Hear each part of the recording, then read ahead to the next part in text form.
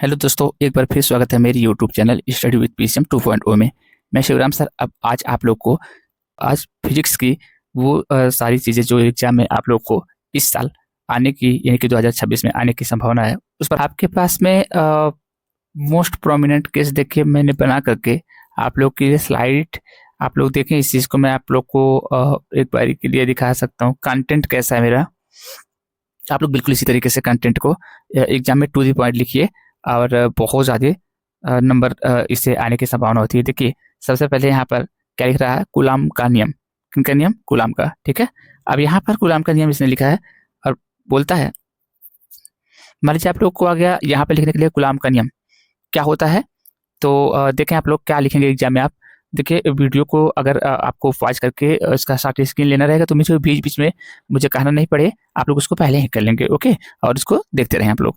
Coulomb के नियम के अनुसार, किन के नियम के अनुसार? कूलाम के नियम के अनुसार दो बिंदु आवेशों के बीच लगने वाला आकर्षण अथवा प्रतिकर्षण बल उन आवेशों के गुणनफल है ना के अनुक्रमानुपाती एवं उनके बीच की दूरी के वर्ग के व्युत्क्रमानुपाती होता है। मतलब अगर आप देखो यहाँ पर जो स्टेटमेंट उसने कहा तो उस स्टेटमेंट के अनुसार ये पहला वाला सही मुझे आ रहा है समझ में कि जो Q1 है और जो मेरे पास में यहाँ Q2 है, ये दोनों के बीच में लगने वाला आकर्षण या प्रतिकर्षण बल है ना, उन दोनों आवेश के किसके आवेश के गुणनफल के ये होगा अपना समानुपाती, क्योंकि प्रोपोर्शनल वाला समानुपाती का चिन्ह है। तो एक तो ये सही है और दूसरा सही बोले तो ये आप बना के आराम से लिख लेंगे। दूसरा आपके पास में है कि कह रहा है जैसे जैसे आप दूरी बढ़ाएंगे, जैसे जैसे आप दूरी, जैसे देखिए यहाँ पर हमारे पास में Q1, ये मेरे पास में Q2, तो जैसे जैसे आप दायरा बढ़ाते जाएंगे वैसे के फोर्स इनके बीच में जो लग रहा है वो कम होता चला जा रहा है। तो आप लोग अगर इस बात को समझ पाए हों तो दूसरा भी ये सही कह रहा है। समीकरण 1 व 2 को आपस में मिलाएं हम लोग तो ये बनेंगे, है ना, बनेंगे। आप लोग को पता भी ये बातें। एफ प्रोपोर्शनल ये क्या है, Q1 Q2 upon are square, जहाँ पर अगर प्रोपोर्शनलिटी कांस्टेंट अगर इसको प्रोपोर्शनल को हटा देते हैं, अनुक्रमानुपाती वाले साइन को, चिन्ह को हटा देते हैं, तो आपके पास में के आ जाएगा। के का वैल्यू क्या होता है, तो यहाँ प्लीज ऐसे ही लिखेंगे आप लोग एग्जाम में। और यानी के बराबर 1/4πε0। फिर एफ बराबर ये अपने पास में अगर ये पूरा वैल्यू है यहाँ पर देख रहे हैं ना आप लोग, 1/4πε0 और फिर क्या है Q1 Q2 बटे आर स्क्वायर।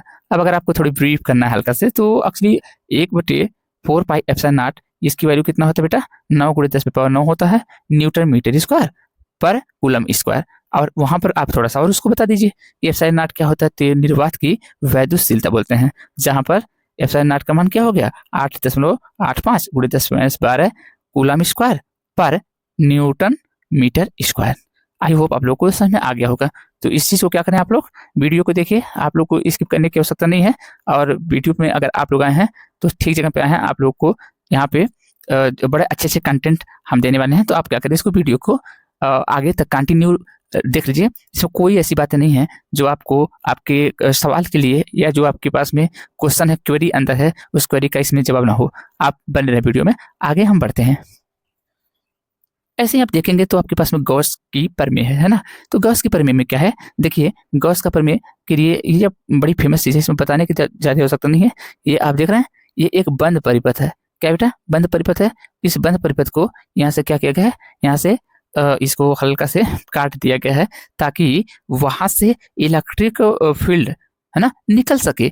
और उस इलेक्ट्रिक फील्ड को, अगर आप लोगों को पता है ना कि इलेक्ट्रिक फील्ड कोई पूछे यानी कि वैद्युत क्षेत्र कोई पूछता है, और उसके बाद वैद्युत क्षेत्र के बाद वैद्युत फ्लक्स कोई पूछे, तो दोनों में मेजर अंतर क्या होता है।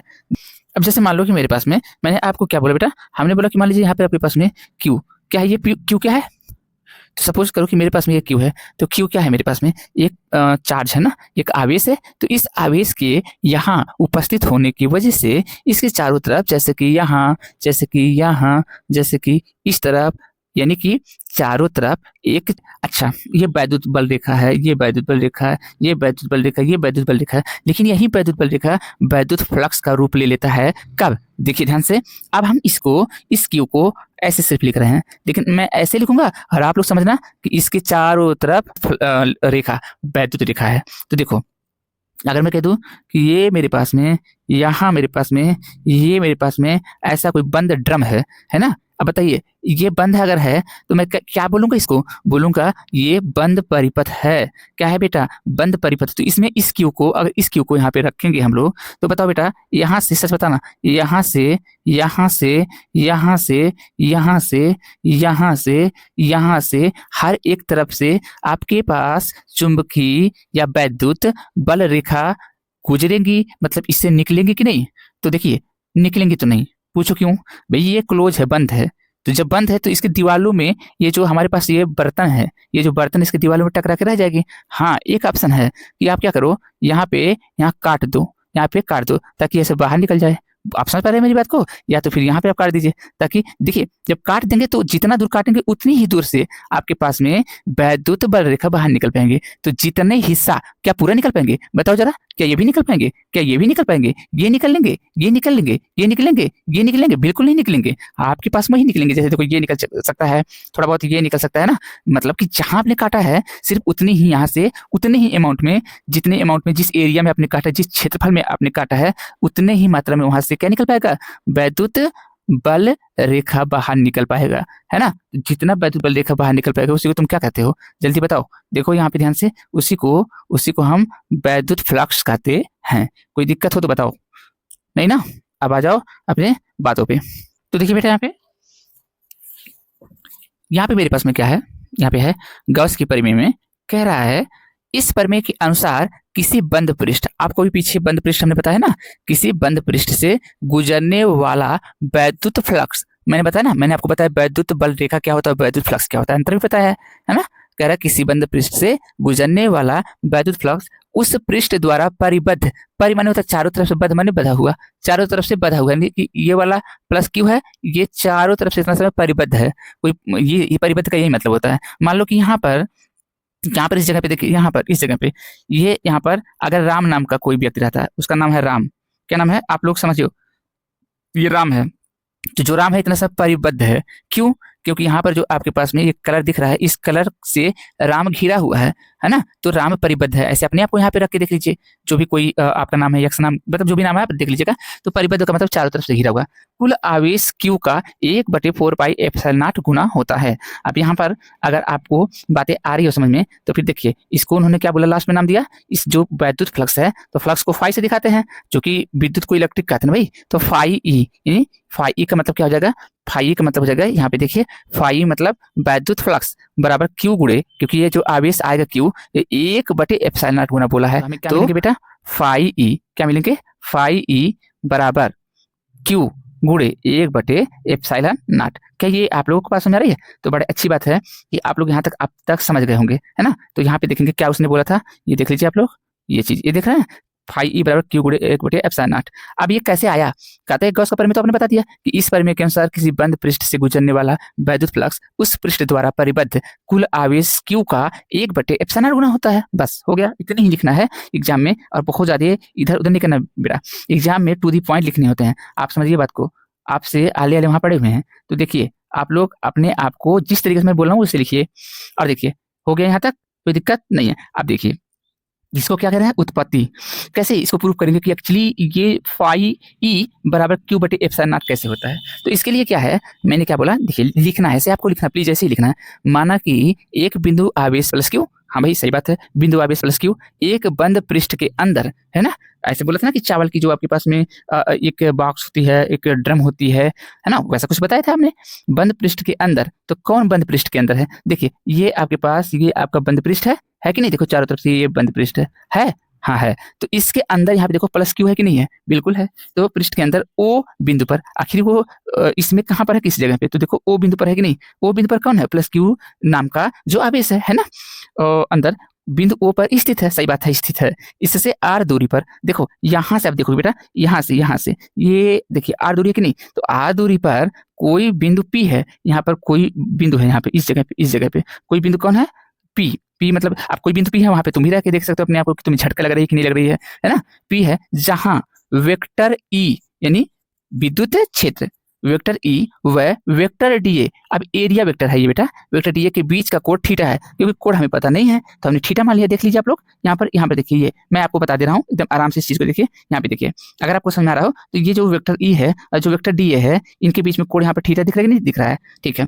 इसलिए कह रहा है कि डी ए जो होगा वो क्षेत्रफल से गुजरने वाला वैद्युत फ्लक्स कितना, वैद्युत फ्लक्स डी फाई ई आपके पास होगा वेक्टर ई डाट गुणे नहीं vector E dot vector D A. तो इस डाट को जब हटाते हैं तो हम आप लोगों को क्लास में क्या बताए हैं कि हटता है डॉट प्रोडक्ट हटता है तो कास आ जाते हैं, तो क्या हो जाएगा ई डी ए, क्या हो जाएगा ई डी ए कास थीटा हो जाएगा कि नहीं हो जाएगा ई डी ए से, कि इस जगह पे अगर डी फाई ई है तो आपने डी फाई ई कर दिया है। और देखें आप यहाँ ई की जगह पे आपने क्या रखा बेटा, ये पूरा वैल्यू, ये पूरा वैल्यू। आप लोग समझ पा रहे हैं मेरी बात को? मैं फालतू की चीजों को यहाँ से हटा दे रहा हूँ ताकि आप लोगों को कंफ्यूजन न रहे। देखिए आपको जितना मैं हाईलाइट करूँ उतनी बातों को प्लीज समझने की कोशिश करिए। आप देखिए आपको मैं क्या कह रहा हूँ, देखिए आपके पास में यहाँ पे क्या है वेक्टर, मतलब अभी तो वेक्टर हट गया ई है, और ई का वैल्यू ये पूरा देख रहे हैं आप, ये पूरा लिखा जाएगा। आपने लिखा क्या, हाँ लिखा है हमने, कहाँ लिखा है देखिए इसके जगह पे हमने जब ये मान रखा है, कौन सा मान, ये वाला मान रखा है, फिर यहाँ पर आप देखेंगे कि यहाँ से मैंने क्या निकाला है,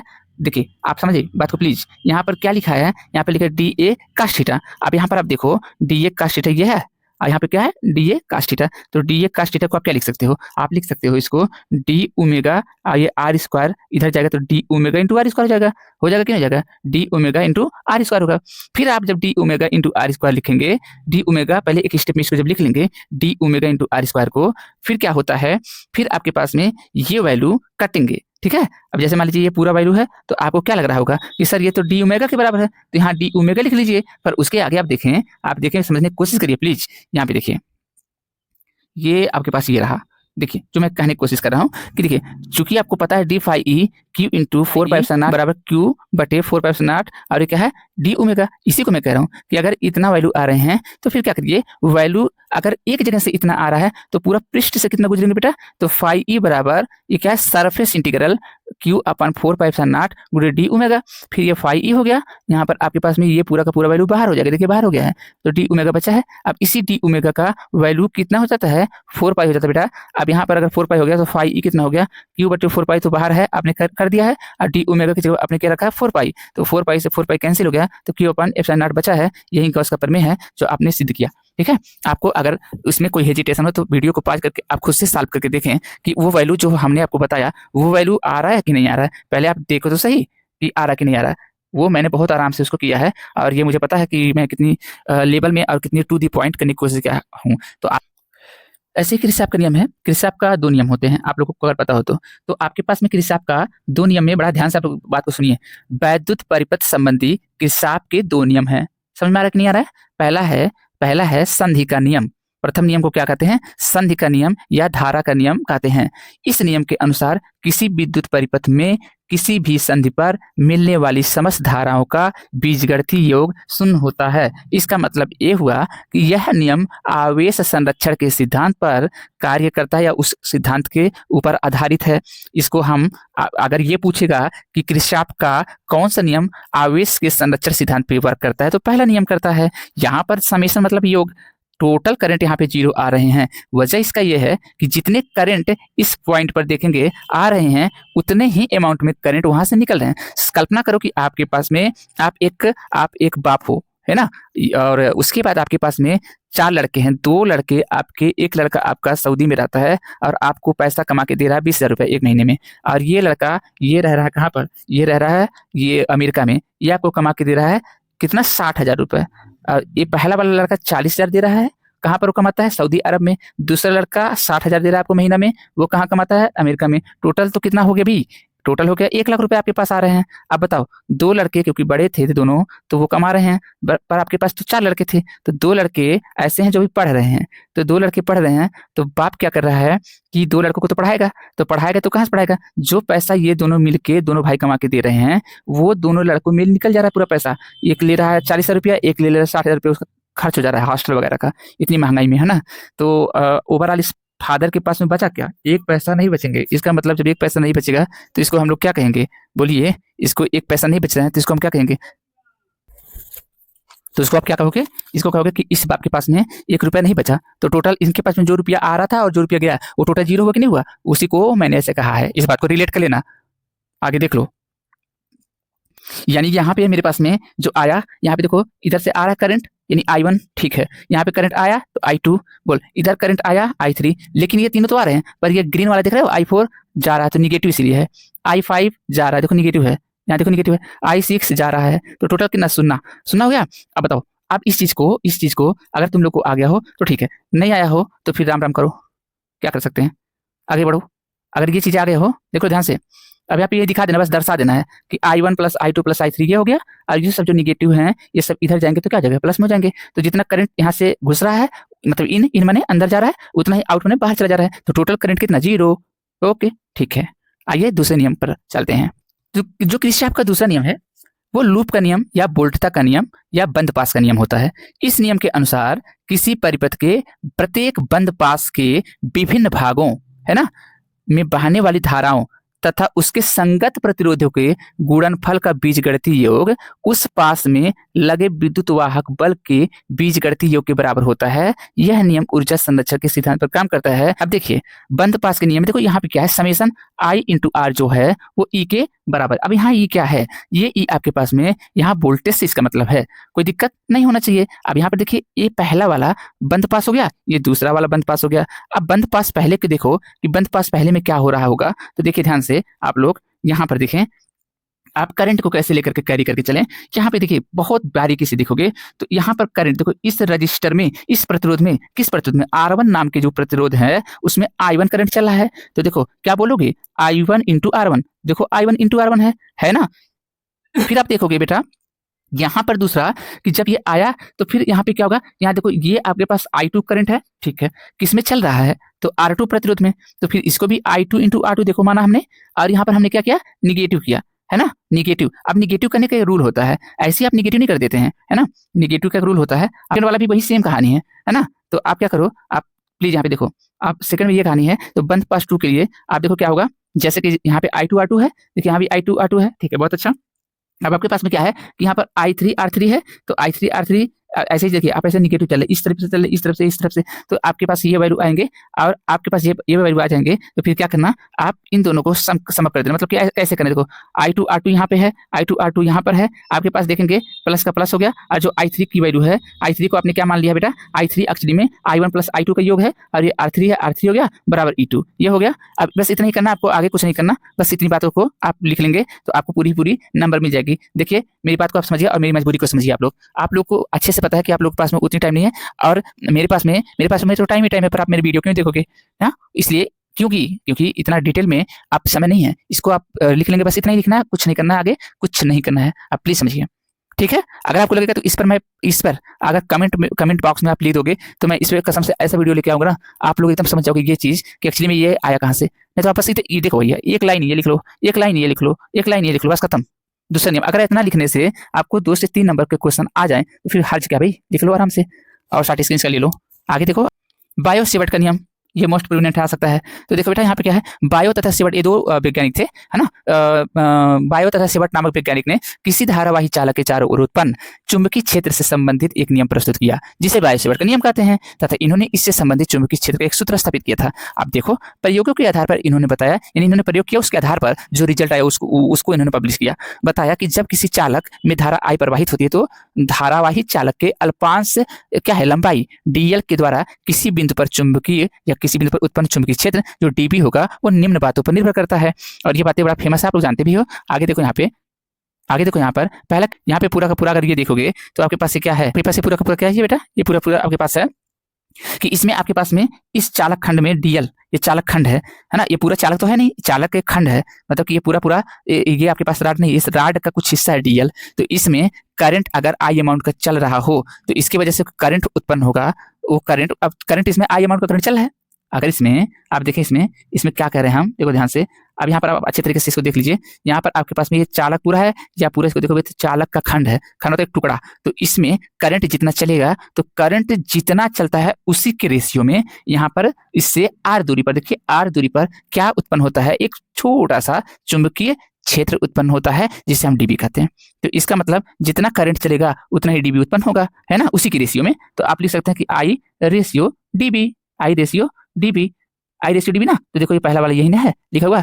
अब इसका मतलब यह तार के अल्पांश खंड डीएल, तो देखो अल्पांश खंड डीएल है के अनुक्रमणपाती होता है ना। यह तार के अल्पांश खंड डीएल के अनुक्रमणपाती कौन, डीबी। तो देखो यहाँ पे क्या लिखा है, डीबी डीएल के अनुक्रमणपाती, ये वाला चिन्ह ऐसा रहता है तो अनुक्रमणपाती बोलते हैं।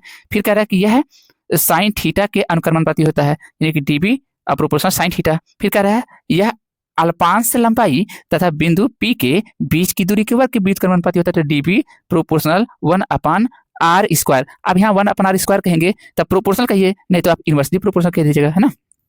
इन चारों नियम को मिला दीजिए आप, तो ये क्या हो जाएगा, I D L sine theta. देखो आई यहाँ है, आप लोग देख लीजिए, नहीं तो कहोगे कि सर क्या बता दे रहे हैं आपने। देखो मैंने कुछ ऐसा नहीं बताया, कोई रॉकेट साइंस नहीं है इसमें। देखिए आई है, ये डी एल है, ये साइन थीटा। तो देखिए इधर यहाँ पे क्या है, I D L sine theta. नहीं आया क्या, देखो ये मैं आई डी एल कहाँ बोला हूँ, देखो क्या बोला, I D L sine theta. और देखो ये बटे में r² है, तो तुम भी यहाँ बटे में r² कर दिए, कोई दिक्कत नहीं। कोई दिक्कत अगर नहीं बेटा तो एक काम करते हैं, यहाँ पे ध्यान से समझना इस बात को।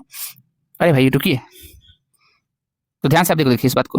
तो अगर ये बातें आप लोगों को समझ में आ गई हो तो इसको बस आराम से यहाँ पर यह जब प्रोपोर्शनलिटी वाला चिन्ह हटता है तो यहाँ पे मैंने प्रोपोर्शनलिटी बने अनुक्रमणपाती वाला चिन्ह, तो यहाँ पर क्या आता है, एक कांस्टेंट आता है के हमने मान लिया है, उसके का मान क्या होता है, μ0/4 आता है, यहाँ पे आपने लिख दिया है। फिर I D L sine theta बटे r² लिख दिया है। इसकी मान अगर लिखना हो तो 10⁻7 लिख दीजिए। μ0 को क्या कहेंगे, निर्वात की चुंबकशीलता, जिसकी वैल्यू कितना होता है बेटा 4π × 10⁻7 होता है। आई होप आपको आया होगा, बस इतना ही लिखना है, स्क्रीनशॉट ले लो। एम्पियर का परिपथी नियम, आप देख रहे हो ना कंटेंट को, है ना, कि एकदम वही चीजें ये आपको लिखना, क्या कैसे लिखना वही मैं लेके आया हूँ। देखिए यहाँ पे ध्यान से अच्छे तरीके से, किसी बंद वक्र के लिए चुंबकीय क्षेत्र वेक्टर बी तत्का, है ना, क्या, किसी बंद वक्र के लिए चुंबकीय क्षेत्र वेक्टर बी का रेखीय समाकलन पथ द्वारा घिरी, यानी जो रेखीय समाकलन आप करेंगे, जैसे कि ये रेखीय समाकलन आप करेंगे तो कह रहे हैं ये पथ द्वारा घिरी कुल धारा आई का, अब कुल धारा क्या है यहाँ पे आई, तो इसका μ0 गुना होता है। देख रहे हैं हमने। अब आप बताओ यहाँ पे कोई, तुम छोड़ो दुनियादारी, तुम ये बताओ अगर कोई बोल दे कल को कि एक्चुअली में है क्या, ये आई क्या है, तो कहोगे कि सर आई ना, आई एक्चुअली में μ0 गुना है ना। तो भैया वो भी वही बात तो इसमें कहा गया है, तो कौन सा आप लोगों को एकदम मतलब झटका लग जा रही भाई। तो यहाँ पर देखिए μ0 इंटू आई गुना होता है। कौन μ0 इंटू आई गुना होता है, मतलब जो धारा है, धारा जो है आई, वो μ0 का आई गुना कब होता है, धारा आई μ0 का गुना कब होता है बेटा, जब ये कहीं किसी, देखो यहाँ पर देखो ये चीज, ये आप लोग देख रहे हैं ये क्या है, तो ये बंद वक्र है। तो इस बंद वक्र में देखेंगे कि यहाँ पर करंट हम पास करा रहे हैं। यहाँ पे सपोज करो यहाँ हम आई अमाउंट का करंट पास करा रहे हैं, तो यहाँ पे आर दूरी पर यहाँ कोई बिंदु पी है, उसमें यहाँ पर यहाँ इस बिंदु पर देखोगे तो पूरा ये नहीं देखना है, पूरा इसमें से हल्का से एकठू एरिया काट लेना है। एरिया बोले तो लंबाई काट लो यार, हल्का से लंबाई काट लो। तो लंबाई काटने का क्या मतलब हुआ, हम यहाँ ऑलरेडी लंबाई लेकर के चल रहे हैं, आप लोगों को अगर पता हो तो। देखो डीएल क्या लेके चला है, डीएल, है ना। और डीएल क्या है, पूरी लंबाई है नहीं, छोटा सा लंबाई है। और ये आपके पास क्या है, वेक्टर बी है। कोई दिक्कत है क्या, नहीं। अब देखो अब आपके पास में ये क्या बता रहा है, ये बता रहा है आपके किसकी दिशा, चुंबकीय क्षेत्र की दिशा बता रहा है, ठीक है। और थीटा की वैल्यू यहाँ पर कितना है, 0 डिग्री, कितना 0 डिग्री है। कोई दिक्कत है, नहीं। तो आप देखो यहाँ पे इसको थोड़ा सा लिखेंगे कि नहीं लिखेंगे, ऐसे ही थोड़ी नंबर मिलेगा, हल्के से लिखो। माना कागज के तल के लंबवत एक धारामापी चालक x y है, ये आपके पास x है, ये आपके पास y है। तार में धारा I प्रवाहित हो रही है, तो I प्रवाहित हो रही है भी हमने बताया आपको। माना तार से r त्रिज्या का एक वृत्तीय पथ खींचा जाता है, ये r त्रिज्या का ये वृत्तीय पथ खींचा ही तो गया है। माना पथ पर एक बिंदु P है, तो पथ पर, इस पथ पर, ये जो पथ ये दिख रहा है, ये पथ, इस पथ पर एक बिंदु P यहाँ दिख रहा है, क्या है ये, देखो P बिंदु दिख रहा होगा, है ना। अच्छा, तथा वृत्तीय पथ का जो मतलब वृत्तीय पथ जो है ना वो यहाँ कुछ ये नहीं है, वृत्तीय पथ का केंद्र O है, तो वृत्तीय पथ का केंद्र क्या है, यहाँ O है, ठीक है। उसके बाद क्या कह रहा है, आगे देख लो। अब जब इसने ऐसा बोला है तो आपको ये समझना चाहिए कि कह रहा है बिंदु, है ना, बिंदु P पर उत्पन्न चुंबकीय क्षेत्र क्या होगा, B, क्या होगा वो, देखो B जो होगा वो कितना होगा बेटा, ध्यान से, वो कितना होगा बेटा, ध्यान से समझिएगा उस चीज को। अगर आप समझोगे तो आपके पास क्या आएगा, B कितना आएगा बेटा, μ0/2π I/r हो गया। अब यहाँ पर ये जो चीज आ रहे हैं उस चीज को आप देखेंगे कि संपूर्ण वृत्तीय पृष्ठ के लिए अगर आप निकालोगे, समाकलन करोगे, तो आपके पास में अभी मैंने यहाँ बताया था वेक्टर बी डॉट डीएल, इसको हटाओगे तो यहाँ पे कास आ जाएगा, बिल्कुल। अब यहाँ पे देखो कास, चूंकि ये दोनों एक ही दिशा में, तो थीटा का वैल्यू कितना हो जाएगा, 0, एक दिशा में होगा तो अब ये आपका चला आ रहा है, देखो ये चला आ गया, यहाँ पर cos 0 का मान एक होता आपने लिख दिया है, फिर ये उतारा आपने और b यहाँ से बाहर कर दिया तो dl आया। अब देखिए ये आपके पास है और b का वैल्यू म्यू नॉट अपन 2 पाई और i अपन r कितना आया, ये देखो b का मान कितना आ गया बेटा, ध्यान से समझिएगा। यहाँ पर आपके पास ये आप देख रहे हैं ये वाला ये चीज म्यू नॉट अपन 2 पाई और dl उतार लिया और dl कितना है 2 पाई r है ना। तो यहाँ पे क्या जगह vector B dot D L और ये क्या हो जाएगा बेटा म्यू नॉट अपन 2 पाई और ये क्या होगा आर बाहर कर लो तो 2 पाई आर हो गया और यहाँ पर आई अपन आर है और ये डी एल का मान आपने क्या बोला कि ये 2 पाई बाई आर, तो काटो, पाई से 2 पाई कट गया, 2 पाई से 2 पाई कट गया, आर से आर कट गया, तो आपके पास सिर्फ यहाँ बचे है म्यू नॉट, यहाँ बचा है आई, तो म्यू नॉट इंटू आई हो गया। आप अगर उम्मीद हम कर रहे हैं कि अगर आप लोग को आया हो और आया ही होगा, कोई दिक्कत है नहीं, क्योंकि अगर आप प्रॉपर मेरी क्लास देखते रहे होंगे तो आपको आया होगा। तो इसका स्क्रीनशॉट ले लो, इसको ऐसे ही लिखना, एकदम ऐसे ही लिखना है। कंटेंट को देखिए कितना जबरदस्त कंटेंट है। अब आगे देखते हैं, यहाँ पे करें गॉस की प्रमेय के अनुप्रयोग इसका कैसे करेंगे, किस तरीके से करेंगे। देखो आप लोग ध्यान से अच्छे से समझो बात को।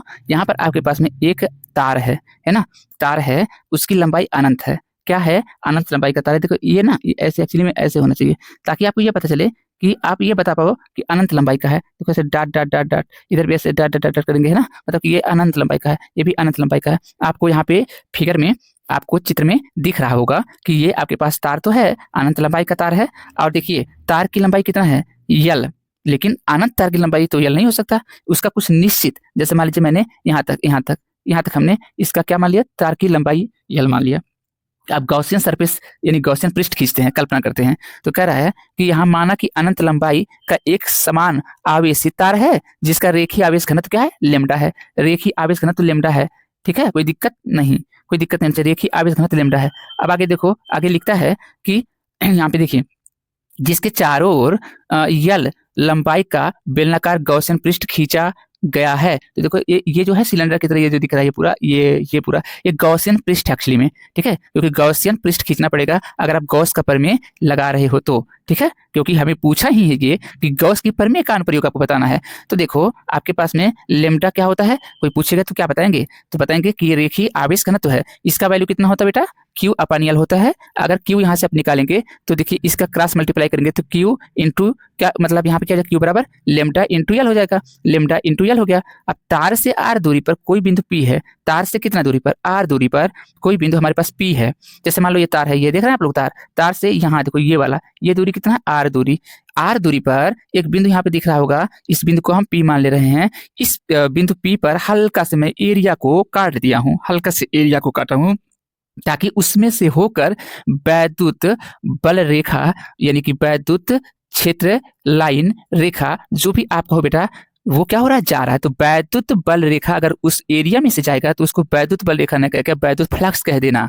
तो अब जिस एरिया में से जा रहा है उस एरिया को हम वेक्टर डीए कह रहे हैं, और चूंकि जा कौन रहा है, इलेक्ट्रिक फील्ड जा रहे हैं यानी वैद्युत क्षेत्र जा रहे हैं, इसको हम वेक्टर ई कह रहे हैं। इन दोनों की दिशा एक तरफ है तो ये क्या हुआ, इसका मतलब कि एंगल जो बना है बेटा वो 0 डिग्री बना होगा। इसलिए अगर कोई पूछे कि डीएस से, जो कि एक आपका पूरा क्षेत्रफल नहीं है, ये आपका अल्पांश क्षेत्रफल है, पूरा क्षेत्रफल तो ये पूरा हो जाएगा, पूरा लेके ना, तो अल्पांश क्षेत्रफल केवल डीए का हम निकालना चाहिए, ए का नहीं, डीए का। तो डीए क्या है, अल्पांश क्षेत्रफल है। तो वहां से अगर वैद्युत फ्लक्स का गुजरना होगा, वैद्युत फ्लक्स ये रहा, वैद्युत फ्लक्स अगर गुजरेगा तो कितना गुजरेगा, तो ये आगे आप देखें। तो चूंकि आपके पास में ये क्या है, डी फाई ई है ना, तो ये आपके पास में हमेशा याद रखेंगे कि vector E dot D A है, तो यहाँ पे डॉट हटेगा तो कास प्रोडक्ट आता है, तो V E D A cos theta आ जाएगा। चूंकि जो आपके पास में ई है और डी ए है उनके वो दोनों एक ही दिशा में हैं, यानी कोण कितना होगा, 0 डिग्री, 0 लिखा है हमने, समीकरण 1 मान लिया है। अब गॉसियन पृष्ठ से गुजरने वाला वैद्युत फ्लक्स कितना होगा, तो वैद्युत फ्लक्स अगर देखेंगे, अगर हम टोटल देख लेंगे, ऐसा नहीं पूरा देखेंगे, आप पूरा देखेंगे, पहले छोटा का देख लिया, छोटे को क्या माने थे, डी फाई ई माने थे बेटा, कोई दिक्कत नहीं। लेकिन अब हम क्या कर रहे हैं, पूरा पृष्ठवा का देखेंगे तो डी हट जाएगा, फाई ई बचेगा, है ना। तो देखो यहाँ पे क्या लिखा है, फाई ई लिखा है, और ये सरफेस इंटीग्रल, ठीक है, यहाँ पे आपके ए के लिए लगाया गया है, और ई मतलब EDA है, और E को आप जो कि चुंबकीय क्षेत्र को बताएगा, चुंबकीय नहीं बल्कि इलेक्ट्रिक फील्ड को बताएगा, क्योंकि चुंबकीय क्षेत्र ने क्या कहो कि विद्युत क्षेत्र को बताएगा, बाहर आपने कर दिया तो आपके पास में DA अंदर बचा होगा, ये DA बचा होगा। और हमेशा याद रहे वेरिएबल टर्म ही आपके पास में अंदर होते हैं, यानी वेरिएबल टर्म ही आपके पास में क्या होता है, फंक्शन होते हैं। और ऑपरेटर के अंदर अगर कोई टर्म दिख रहा है तो आपको उसको क्या मानना चाहिए, आप लोग अभी जिस हिसाब से पढ़ना चाहिए, आप यूट्यूब देखिए, यूट्यूब में मेरा वीडियो भी यूट्यूब पे ही है, कि मैं बहुत यूट्यूब के सपोर्ट में रहता नहीं हूँ, आप प्लीज समझने की कोशिश करिए। तो मेरे पास में क्या है कि ये जो आपके पास में एरिया है, वो एरिया यहाँ डी लगा है, इसका मतलब ये वेरिएबल है। और कोई भी आपके पास में कोई भी मैथमेटिकल ऑपरेशन विदाउट फंक्शन और ऑपरेटर के नहीं होता है। खैर वो बात की बात है, जब कभी मुझे ऐसा अवसर मिलेगा, आप लोग प्रमोट करोगे तो फिर वीडियो को, तो मैं आगे बताऊंगा कि ये एक्चुअली में होता क्या है, जो सब बना करके रखे हैं मजाक, ऐसा नहीं होता है। लेकिन खैर छोड़िए, यहाँ पे देखिए, तो यहाँ पर आपके पास में क्या है, यहाँ पे जो DA है, क्या है बेटा, जो आपके पास में ये DA है, वो DA एक्चुअली में एक छोटा सा एरिया है, किसका, बेलन के वक्र पृष्ठ का, और उसका क्षेत्रफल तो आप लोग पढ़ते थे 2πRL होता है कि नहीं होता, 2πRL होता है। तो आपके पास में ये 2πRL लिखोगे तो कहाँ लिखोगे, कहाँ, एरिया की जगह पे ना भाई। तो यहाँ पे देखो DA है, तो DA की जगह क्या लिख दोगे, 2πRL।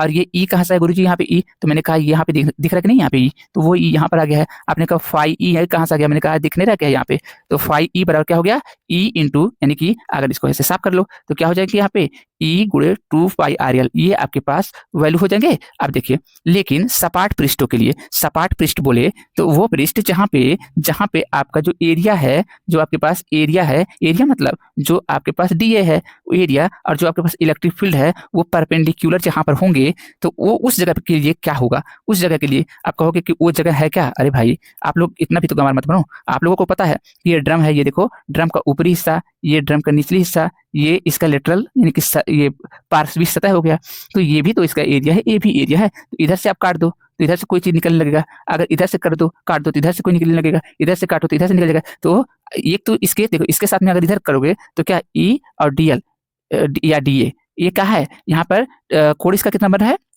आप सोचोगे तो आपका कोण बना एकदम आसान से 0 डिग्री। लेकिन अगर यहाँ बात करेंगे और इसमें तो यहाँ 90 डिग्री बन रहा है। ये ऊपर एरिया है DA, और आपके पास इलेक्ट्रिक फील्ड जो कि E कह रहे हैं, ये कहाँ है एक दूसरे से, E और DA 90 पर परपेंडिकुलर है। तो अगर ये परपेंडिकुलर है तो उस चीज को यहाँ दर्शाना पड़ेगा आपको। तो देखिए यहाँ पे लिखा है ये EDA cos 90, ये 0 आ गया है, cos 90 का 0 होता है तो पूरा 0 हो जाएगा।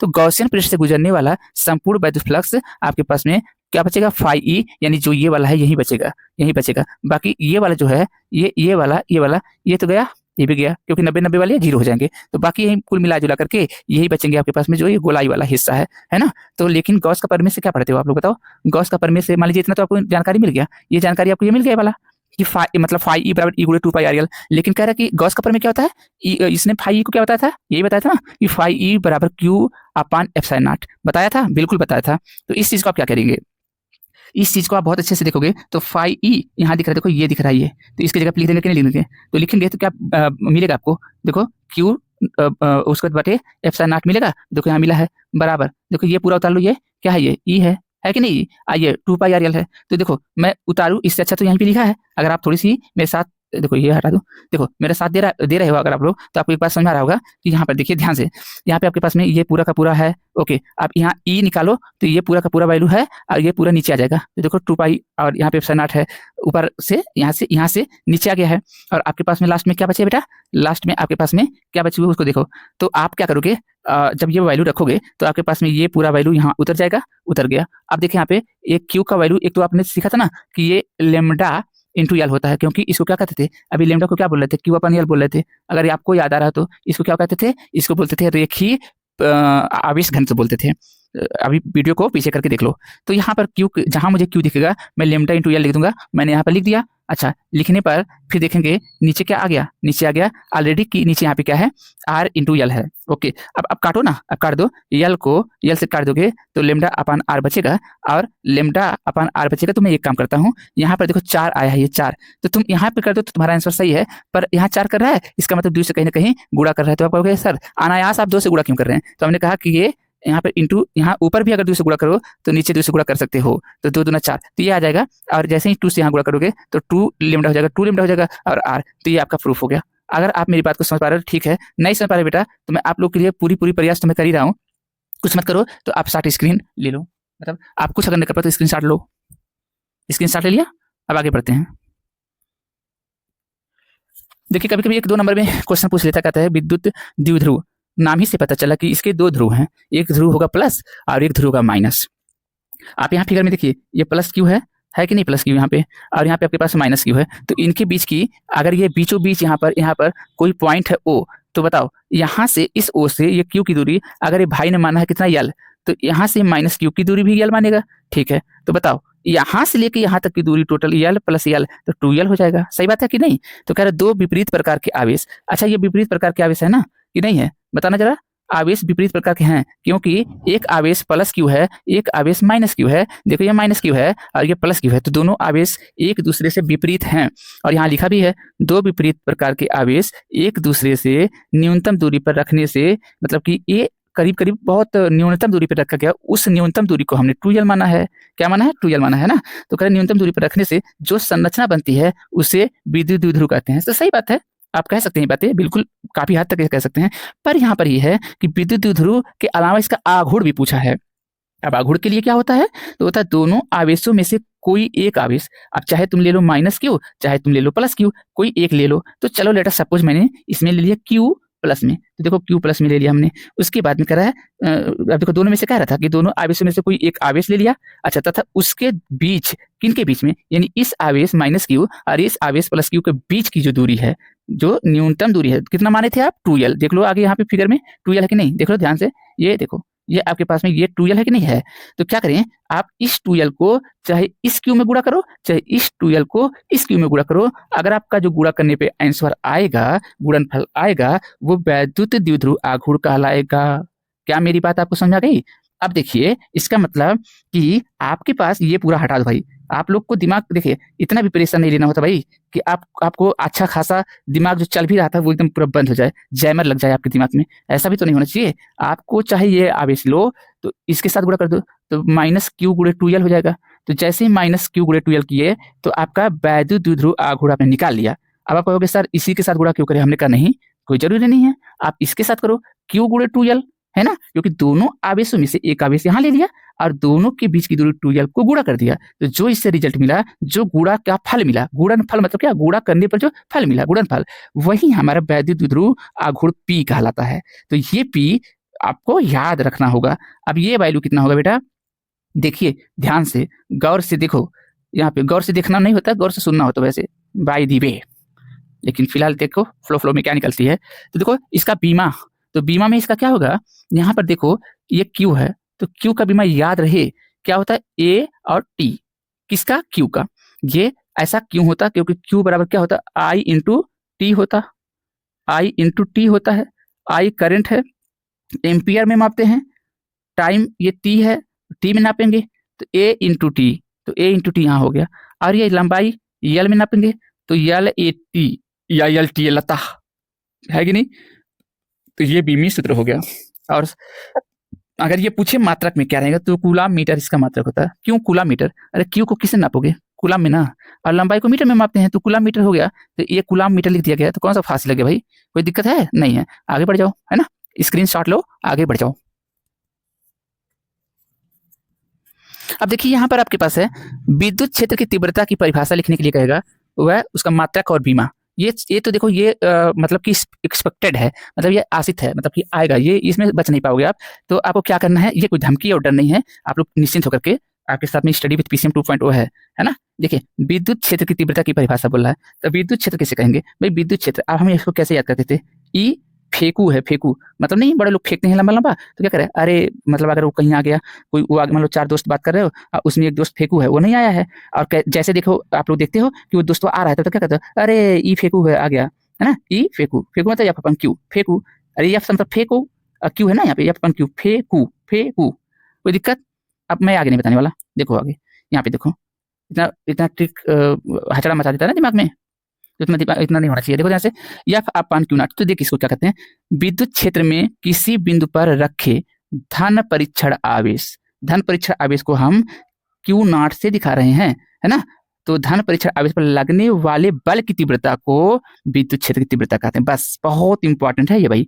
अब आप कहोगे कि सर ये ना ये थोड़ी समझ नहीं आया। हमने कहा यार समझने के लिए दिमाग लगाओ हल्का से, मेरा साथ दो।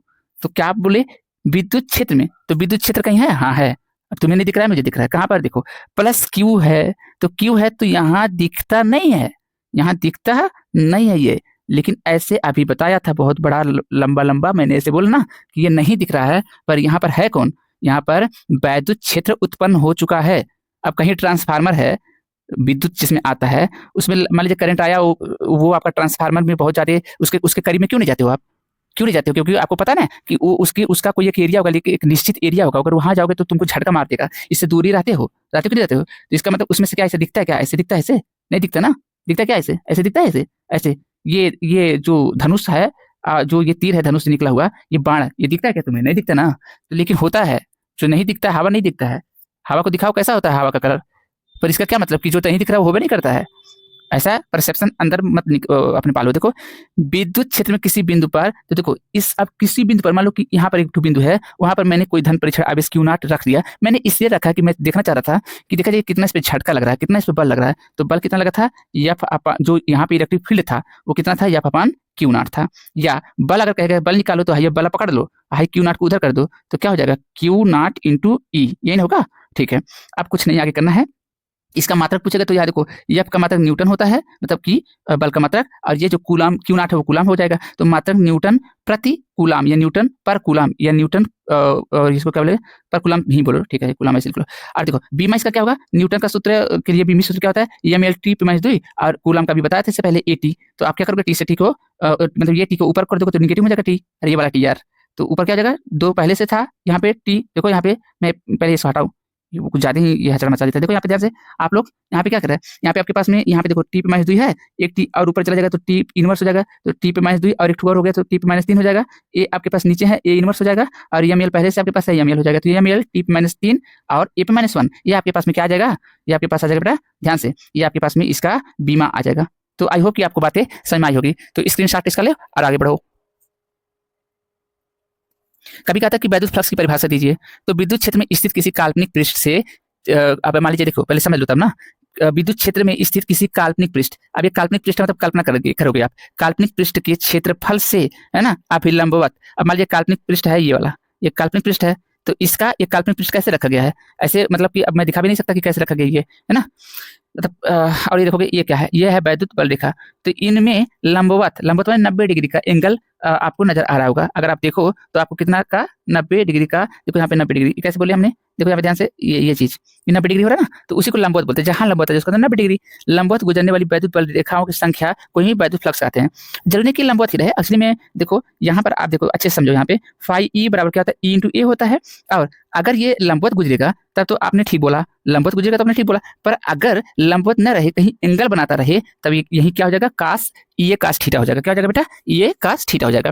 क्या मेरी बात आप लोगों को समझ आ रहा है? ओके, तो ये चीजें आपको अगर आई हो तो बहुत अच्छी बात है, क्योंकि अभी मैंने यहाँ सिंपल लिखा था और यहाँ पे मैंने एंगल बना करके दिखाया है। अब आप लोगों में से बहुत लोग कहेंगे कि यहाँ पे कास 90 लिख दीजिए सर, क्योंकि देखिए लंबवत है तो 90 लिख दीजिए। नहीं नहीं नहीं, यहाँ 90 नहीं लिखना, आराम से होश में आ जाओ, यहाँ 90 नहीं लिखना होगा। ये तो सिंपल सा जब मैंने यहाँ पर कंपोनेंट मैंने की ई मतलब कास और साइन में नहीं बांटा था, एकदम जनरल, तब उसके लिए हमने ये लगाया है। और जब कंपोनेंट में बांटेंगे तो कंपोनेंट ऐसे थोड़ी जाएगा कि कंपोनेंट में बांटने का तो आप बताओगे तभी मैं बांटूंगा। मैं पढ़ा रहा हूँ तो मुझे पता होगा, है ना, मुझे पता होगा इस बात को कि कहाँ पर क्या लगेगा, क्यों नहीं लगा। वैसे आप लोगों में है ना बहुत होशियार पंडित हैं यहाँ पे होंगे जो क्या बोलते होंगे, अरे सर यहाँ पर तो आप क्या, देखिए सर यहाँ पे आप कास लगा दीजिए और ये 90 डिग्री है, अब सिखाएंगे चिकनी चुपड़ी बातों को, कॉस 90 लिख दीजिए और कॉस 90 करके ये फाई ई का मान 0 जगह। नहीं भैया ये नहीं चलेगा, आप चुप रहो, आप समझो बात को, चुपचाप फिलहाल को लिखो। आप पेपर दे रहे हो, हम लोग पेपर पास करके इतने सालों से पढ़ा पढ़ा करके दिमाग खराब कर रहे हैं अपना, है ना। चलो ठीक है आगे बढ़ो, स्क्रीनशॉट लो, आगे बढ़ो। आगे देखिए क्या है, कह रहा है एक समान वैद्युत क्षेत्र में स्थित वैद्युत द्विध्रुव पर लगने वाला बल युग्म का आघूर्ण, यहाँ बल युग्म का आघूर्ण कह रहा है। तो बल युग्म का आघूर्ण याद रहे टाउ से दिखाएंगे, किससे दिखाएंगे, टाउ से, है ना। अभी तक आप यहाँ आप देखे थे एक में आपके पास में पी था, पी, तो पी क्या हुआ करता था, याद आ रहा कुछ, पी था आपके पास में, कोई आप यहाँ से एक कोई क्यू ले लेते थे, तो क्यू ले लेते थे, गुड़े कर देते थे। यहाँ पे क्या करते थे बेटा, इसके बीच की दूरी ले लेते 2l, तो ये 2l हो जाता था। तो P बराबर Q इंटू 12। तो ये जो आता था ये एक दूसरा चीज था, है ना। वहां पर आपके पास में ये वैद्युत द्विध्रुव आघूर्ण नहीं, वहां पे तो देखो, अब आपको नहीं अगर पता है तो थोड़ी सी हल्का से देखो यहाँ पे क्या था, P का मान, P क्या होता है, जैसे रिजम्बल करता था, बता रहा हूँ, देखो यहाँ पे ध्यान से, देखो यहाँ पे अगर आप देख पा रहे हो तो यहाँ P है ना बेटा, P है कि नहीं है, और देखो ये माइनस Q है, ये प्लस Q है, और इनके बीच की दूरी 2L है। तो इसको क्या कहते हैं, विद्युत द्विध्रुव आघूर्ण। आघूर्ण तो है, द्विध्रुव भी है, विद्युत भी है, लेकिन ये आघूर्ण है ऐसा वैद्युत द्विध्रुव आघूर्ण, जिसको P से दिखा रहे हो, लेकिन टाउ से जब दिखाना होगा तो देखो यहाँ पे क्या है, अभी यहाँ पे देखो, यहाँ पे देखो, अगर आप यहाँ पे देख पा रहे हो तो यहाँ पर क्या है, वैद्युत द्विध्रुव है कि नहीं है। अब वैद्युत द्विध्रुव है, यहाँ पे क्या लिखा है, बल युग्म, बल युग्म का आघूर्ण, समझे। तो बल युग्म का आघूर्ण जब कहेगा तो पी रहेगा कि टाउ, बिल्कुल टाउ रहेगा, नया शब्द आ जाएगा। अब ये बड़ा जरूरी होता है, ये इसलिए जरूरी होता है क्योंकि देखो जो यहाँ प्लस क्यू है, ये फोर्स इधर लाएगा, इधर इस दिशा में फोर्स लगाएगा, माइनस क्यू चूंकि अपोजिट दिशा में तो इधर फोर्स लगाएगा, तो दोनों फोर्स लगेंगे तब जाकर के, अच्छा ये दोनों फोर्स लगेंगे तो क्यों फोर्स लगेंगे, ये फोर्स इसलिए लगेंगे कि जो आपके पास में यहाँ पर ये जो 2L दिख रहा है, ये लंबाई वाला डंडा, इसको डंडा मान लो भाई, तो ये हमेशा कोशिश करेगा कि ये जो डंडा है वो ऐसा सीधा हो जाए, सीधा सीधा होने के लिए ये इधर और ये इधर, तो इस पर जब तनाव पड़ेगा तो ये ऐसा सीधा हो जाएगा। हाँ, मतलब कोशिश ऐसे ही करता है। इसी चक्कर में इनमें इनमें इन्हीं चक्कर में धीरे धीरे यहाँ पर एक फार्मूला हम बना लेते हैं। आप बिल्कुल बने रहे हमारे साथ में, आपको समझ में आएगा। अभी तक अगर आप लोगों को नहीं समझ में आ रहा है तो इसका मतलब ये हुआ कि ऐसा नहीं है कि आपकी दिमाग कमजोर है, ऐसा है ना कि नहीं आता कभी कभी, क्योंकि हम कुछ ज्यादा एक्स्ट्रा टेंशन ले लेते हैं। देखो, एक समान वैद्युत क्षेत्र में स्थित वैद्युत द्विध्रुव पर लगने वाले बल युग्म का आघूर्ण अगर निकालना है, ऐसा पूछा है वो, तो सिंपल सा कहेंगे, माना कि एक वैद्युत द्विध्रुव लेंगे, अब उसका नाम क्या होगा, ए बी, है ना। जैसे देखो यहाँ ए ले लिया है और यहाँ पे हमने इसको क्या कर दिया बेटा, बी, है ना। मान लीजिए कि अगर नहीं लिखा है तो आप क्या करेंगे, आप यहाँ बी लिख दो इस जगह पे, ये बी, तो ए बी ले लिया। अब देखेंगे कि यहाँ पर ए बी में एक जगह आप यहाँ पर प्लस क्यू चार्ज लिए हो और एक जगह आप माइनस क्यू चार्ज ले लो, ठीक है। तो देखो यहाँ लिखा है कि नहीं, प्लस क्यू व माइनस क्यू आवेशों से मिलकर बना है। भाई द्विध्रुव दो ध्रुवों से मिलकर बना होगा, एक माइनस क्यू और एक प्लस क्यू। ये तो अगर नहीं भी बोलता तो भी हमको समझ में आता, हम बच्चों को, है ना। फिर कह रहा है प्लस क्यू आवेश पर वैद्युत जो बल होगा वो क्यू इंटू ई, अब क्यू इंटू वेक्टर ई लिखा है वैद्युत क्षेत्र की दिशा में, वैद्युत क्षेत्र की दिशा में। देखो वैद्युत क्षेत्र की दिशा किधर है, ये वेक्टर ई, जिधर ये है उधर आपके पास में क्यू इंटू वेक्टर ई भी लगा है। लेकिन वहीं दूसरी तरफ देखो बेटा कि वैद्युत क्षेत्र की दिशा किधर है, देखो एरो देखो इधर है, और हम जो यहाँ माइनस क्यू की वजह से जो हमारे पास में क्या लग रहा है, जो मेरे पास में यहाँ पर बढ़िया से समझिएगा, नहीं तो मैं फास्ट पढ़ा सकता था, पर आप लोग समझिए इस बात को। यहाँ पर कह रहा है क्यू इंटू ई लगेगा, ये वाला, ये देखो इस दिशा में लग रहा है। तो एक तो ऐसा है कि प्लस क्यू की वजह से क्षेत्र की ओर लग रहा है, क्षेत्र की ओर मतलब क्षेत्र की तरफ, और ये क्षेत्र के अपोजिट, दो प्रकार के आपके पास बल युग्म काम कर रहे हैं। वही चीज यहाँ लिखा है कि वैद्युत क्षेत्र वेक्टर ई के विपरीत दिशा में कार्यरत है। तो एक है, एक विपरीत दिशा में कार्यरत है, और कोई पूछेगा विपरीत दिशा में फिगर में बताओ कौन कार्यरत है, तो ये जो Q इंटू ई है ये इस दिशा में काम कर रहा है, क्योंकि यहाँ चार्ज निगेटिव है। और यहाँ पर अगर आप देखोगे, इस जगह पे अगर आप देखोगे तो इस जगह पे यहाँ पर Q इंटू ई है, ये क्षेत्र की तरफ, यानी क्षेत्र कौन है, वेक्टर ई, उसकी तरफ लग रहा है। तो देखो माइनस क्यू ई और यहाँ पर क्यू ई, ये दोनों अपोजिट दिशा में है। तो यहाँ पर एक बल युग्म माने जोड़ा में काम हो गया, है ना। तो कह रहा है कि दोनों बल परिमाण में समान होंगे, सही बात है, क्योंकि जब ये भी चार्ज ही है, ये भी चार्ज है, और चार्ज क्या है, प्लस क्यू, मतलब क्यू चार्ज यहाँ, क्यू चार्ज यहाँ, दोनों जगह। बस अगर अंतर है दोनों में तो बस एक पॉजिटिव है एक निगेटिव है, तो इसलिए सिर्फ दिशा में अंतर है। तो ये लिखा है कि, लिखा ना, लेकिन दिशा में विपरीत है, नहीं उल्टा है, तब इनकी क्रिया रेखा भी एक नहीं होंगी। कैसे हो सकती, नहीं हो सकती है, इसलिए यह बल युग्म की रचना करेंगे, यानी इसीलिए ये बल युग्म बनाएंगे, कपल फोर्स, है ना, अपोजिट वाले फोर्स एक दूसरे के, जहां पर मतलब दिन रात वाली कहानी टाइप का, कि अगर दिन है तो रात नहीं हो सकता, रात है तो दिन नहीं हो सकता, ऐसा टाइप का। अब यहाँ पे देखो इस चीज को कैसे ये बोल रहा है, ये बोला इसलिए जब इतना आपने बता दिया अपने लेख से लिख करके इतनी बातें, तो लिखेंगे आप, इसलिए बल युग्म का आघूर्ण क्या होगा, बल युग्म के आघूर्ण का जो सूत्र टाउ होता है बेटा, ये बल और बलों के बीच की लंबवत दूरी, याद रहे, बल और बलों के बीच की लंबवत दूरी। तो बल आपके पास क्या होगा बेटा, बल आपके पास जो होता है वो होता है ई फेंकू है में से आप यह बराबर अगर निकालेंगे तो क्यू इंटू ई ना होता है, बोलिए क्यू इंटू ई ना होता बेटा। तो अब बल को हम एफ नहीं लिख के डायरेक्ट क्यू इंटू ई कर दे रहे हैं। तो देखिए यहाँ पे क्यू इंटू ई लिखा है कि नहीं लिखा है, बिल्कुल लिखा है। और यहाँ तक कि आपको बल तो हो गया, मिल गया, लेकिन फिर क्या कह रहा है, कह रहा है कि बल जब आपने यहाँ बता दिया बल, तो कह रहा है कि गुड़े ऐसा है, तो गुड़े यहाँ पे एक नहीं, अब बलों के बीच लंबवत दूरी, तो लंबवत दूरी कितना है, ये वाला, ये 2L, तो 2L हो गया। तो क्या हो गया इस प्रकार से, Q इंटू 2L, ओ ये तो P बन गया, बिल्कुल सही कह रहे हैं आप लोग। तो यहाँ पे देखिए टाउ जो आपके पास है, जो टाउ है ये क्या बन गया, ओवरऑल ये बन गया बेटा। बड़ा बढ़िया से देखेंगे तो P बना है, क्या क्या मिलके P बना है, Q इंटू 12। तो यहाँ पे देखो, अब इसको मैं थोड़ा मिटा दूं पहले। देखो यहाँ पे क्या लिखा है, बड़ा आराम से इस चीज को देखोगे कि यहाँ, अरे रुको, हाँ यहाँ देखो, यहाँ पे ये अपने पास क्या है, 2L है बिल्कुल, और यहाँ पर Q है बिल्कुल है। तो आपके पास में ये जैसे, अच्छा ये Q और 2L जहां आ जाएंगे वहां P लिख देना। तो देखो P लिखे हैं कि नहीं हम लिखे हैं। अच्छा अब बच क्या गए E, तो देखो E लिख दिया कि नहीं लिखा। बच क्या गए साइन थीटा, देखो साइन थीटा लिखा कि नहीं। तो कितना आसानी से आ गया, टाउ बराबर हमारा कितना आ गया बेटा, टाउ बराबर पीई साइन थीटा। और ये चीजें आपको हम अगर दिखाएं तो मैं लिख चुका हूं, देख लो यहाँ पर। तो कह रहे यदि थीटा 90 हो, तो जब थीटा 90 होगा तो मान को रख लो, साइन 90 हो जाएगा, साइन 90 हो जाएगा। और साइन 90 होते साइन 90 का मान 1 होता है, तो टाउ मैक्सिमम कितना हो जाएगा, पीई, तो पीई हो गया। अब यहाँ पर वैद्युत द्विध्रुव आघूर्ण को, जिसको हम टाउ कह रहे हैं, वो कितना होता है, पीई साइन थीटा होता है। बस इतना लिखना है, बाकी आपको कुछ नहीं उसमें रचना है ना। तो रच करके नहीं आना है। आप लोग बात को समझो, नहीं समझ पा रहे हो तो फिर आपके पास क्या विकल्प है ना। तो आप लोग समझते हैं, होशियार हैं आप लोग, स्क्रीनशॉट लीजिए, आगे बढ़े। आगे आपके पास है कि वैद्युत विभवांतर से आप क्या समझते हैं भाई। तो आप बताओ, कह रहा है कि आपके पास में वैद्युत क्षेत्र में स्थित किसी धन परीक्षण आवेश को एक बिंदु से दूसरे बिंदु तक ले जाने में किए गए कार्य को वैद्युत विभवांतर कहते हैं। यह एक अदिश राशि है। अब देखो वैद्युत क्षेत्र में स्थित, अब वैद्युत क्षेत्र में स्थित तो आप लोगों को कई बार मैं बोला हूं, लेकिन आप लोगों को समझ में नहीं आती बात। देखिए आपके पास में यहाँ पर कोई आपके पास में कोई चार्ज है, आवेश, विद्युत आवेश। तो इससे, इसके होने की वजह से यहाँ पर, यहाँ पर, यहाँ पर, यहाँ पर, यहाँ पर जरूरी है कि हर बार ये बना के आपको बताया जाए। ये आपके पास इतना दूर तक तो नहीं आइए आप। अगर आपको आना है यहाँ आ जाइए, क्योंकि इसके जज में जैसे आओगे तो वो तुम्हें झटका मारेगा, जान लो। तो समझो बात को। कह रहा है वैद्युत क्षेत्र में, क्या मैंने ये जो बनाया है वो वैद्युत क्षेत्र नहीं बनाया, बनाया है। ये वैद्युत क्षेत्र क्यों उत्पन्न हुआ है, अगर क्यों नहीं रहता तो क्या वैद्युत क्षेत्र उत्पन्न होता, बिल्कुल नहीं होता। तो कह रहा है विद्युत क्षेत्र में स्थित किसी धन परीक्षण आवेश, तो ये आपके पास धन परीक्षण आवेश है ना। धन परीक्षण आवेश को एक बिंदु से, अब रुको, इसको धन परीक्षण आवेश मत मानो, धन परीक्षण आवेश को यहाँ क्यू नॉट मान लो।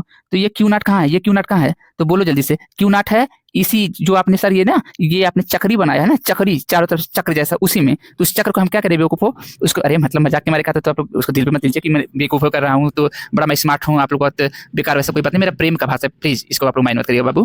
कह रहा है विद्युत क्षेत्र में स्थित किसी धन परीक्षण आवेश को, तो यहाँ पर धन परीक्षण आवेश ये है, और ये कहाँ पर स्थित है बेटा, ये वैद्युत क्षेत्र में स्थित है। तो कह रहा है वैद्युत क्षेत्र में स्थित किसी धन परीक्षण आवेश को, अब देखो ये क्यू नॉट कहाँ पर है, ये आपके पास वैद्युत क्षेत्र में स्थित है। अब यहाँ मत लगेगा, इसको उठा लाइए और यहाँ पे ला दीजिए, तो ये हो जाएगा क्यू नॉट, इधर आ गया। अब कहोगे कि सर इसको कहाँ लाए, हमने कहा उठा करके यहाँ ला दो क्यू नॉट। तो जहां भी ला रहे हो, जहां भी जा रहे हो, तो कहाँ जा रहे हो, चाहे यहाँ से यहाँ जाओ, चाहे यहाँ से चाहे यहाँ जाओ, तुम मेरी बात समझ पा रहे हो। देखो ध्यान से, अरे बाबा ध्यान समझो ना यार, आप लोग समझो बात को। मैं सोच रहा हूँ कि थोड़ी आ जाए तो अच्छी बात होगी। आप समझो बात को। मैं बात क्या कहना चाह रहा हूँ, मैं कह रहा हूँ कि देखिए आपके पास मान लीजिए यहाँ पे कोई चार्ज है क्यू, तो इस चार्ज की वजह से इस जगह पे, इस जगह पे, इस जगह पे, इस जगह पे, ये सब क्या है, ये सब मत आइएगा इधर, इधर मत आइएगा, क्योंकि इधर आएंगे तो आपको झटका लगेगी। आपको रहना तो इधर रहिए, है ना। इसके ये जो है ये पूरे जद में मत आने दीजिए इसको। अब मान लीजिए कि इसी क्षेत्र में मान लीजिए मैं यहाँ रंग बदल दूं, यहाँ पर कोई धन परीक्षण आवेश है क्यू नॉट। अब ये क्यू नॉट है, अब देखिए इसको मैंने क्या किया, अच्छा कोई पूछे कहाँ है, तो ठंडे दिमाग से सोचो, क्या ये वैद्युत क्षेत्र में स्थित नहीं है, क्योंकि ये वैद्युत क्षेत्र ये सब है। तो ये चक्री जितना दिख रहा है, ये चक्री क्या हमारा वैद्युत क्षेत्र है। तो इस वैद्युत क्षेत्र में ये क्यू नॉट स्थित है। क्यू नॉट क्या है, धन परीक्षण आवेश। तो इसको आपको बाहर नहीं ले जाना, इसको खींच के ये यहाँ ला दीजिए। तो जब आप ला रहे हैं तो इसको ना, इसको मैं किसी और रंग से, यहाँ पे जैसे इसको मैं हरे रंग से कर दे रहा हूँ क्यू नॉट। अगर आपको नहीं दिख रहा है तो यहाँ पे क्यू नॉट, यहाँ पे आई होप कुछ दिख रहा होगा। तो देखिए ये क्यू नॉट यहाँ पे आपने ला दिया, तो लाया है ना, एक जगह से दूसरी जगह किया कि नहीं किया, आपने किया है, बिल्कुल किया है। तो कहाँ किया है, वैद्युत क्षेत्र में रह करके किया कि कहीं और।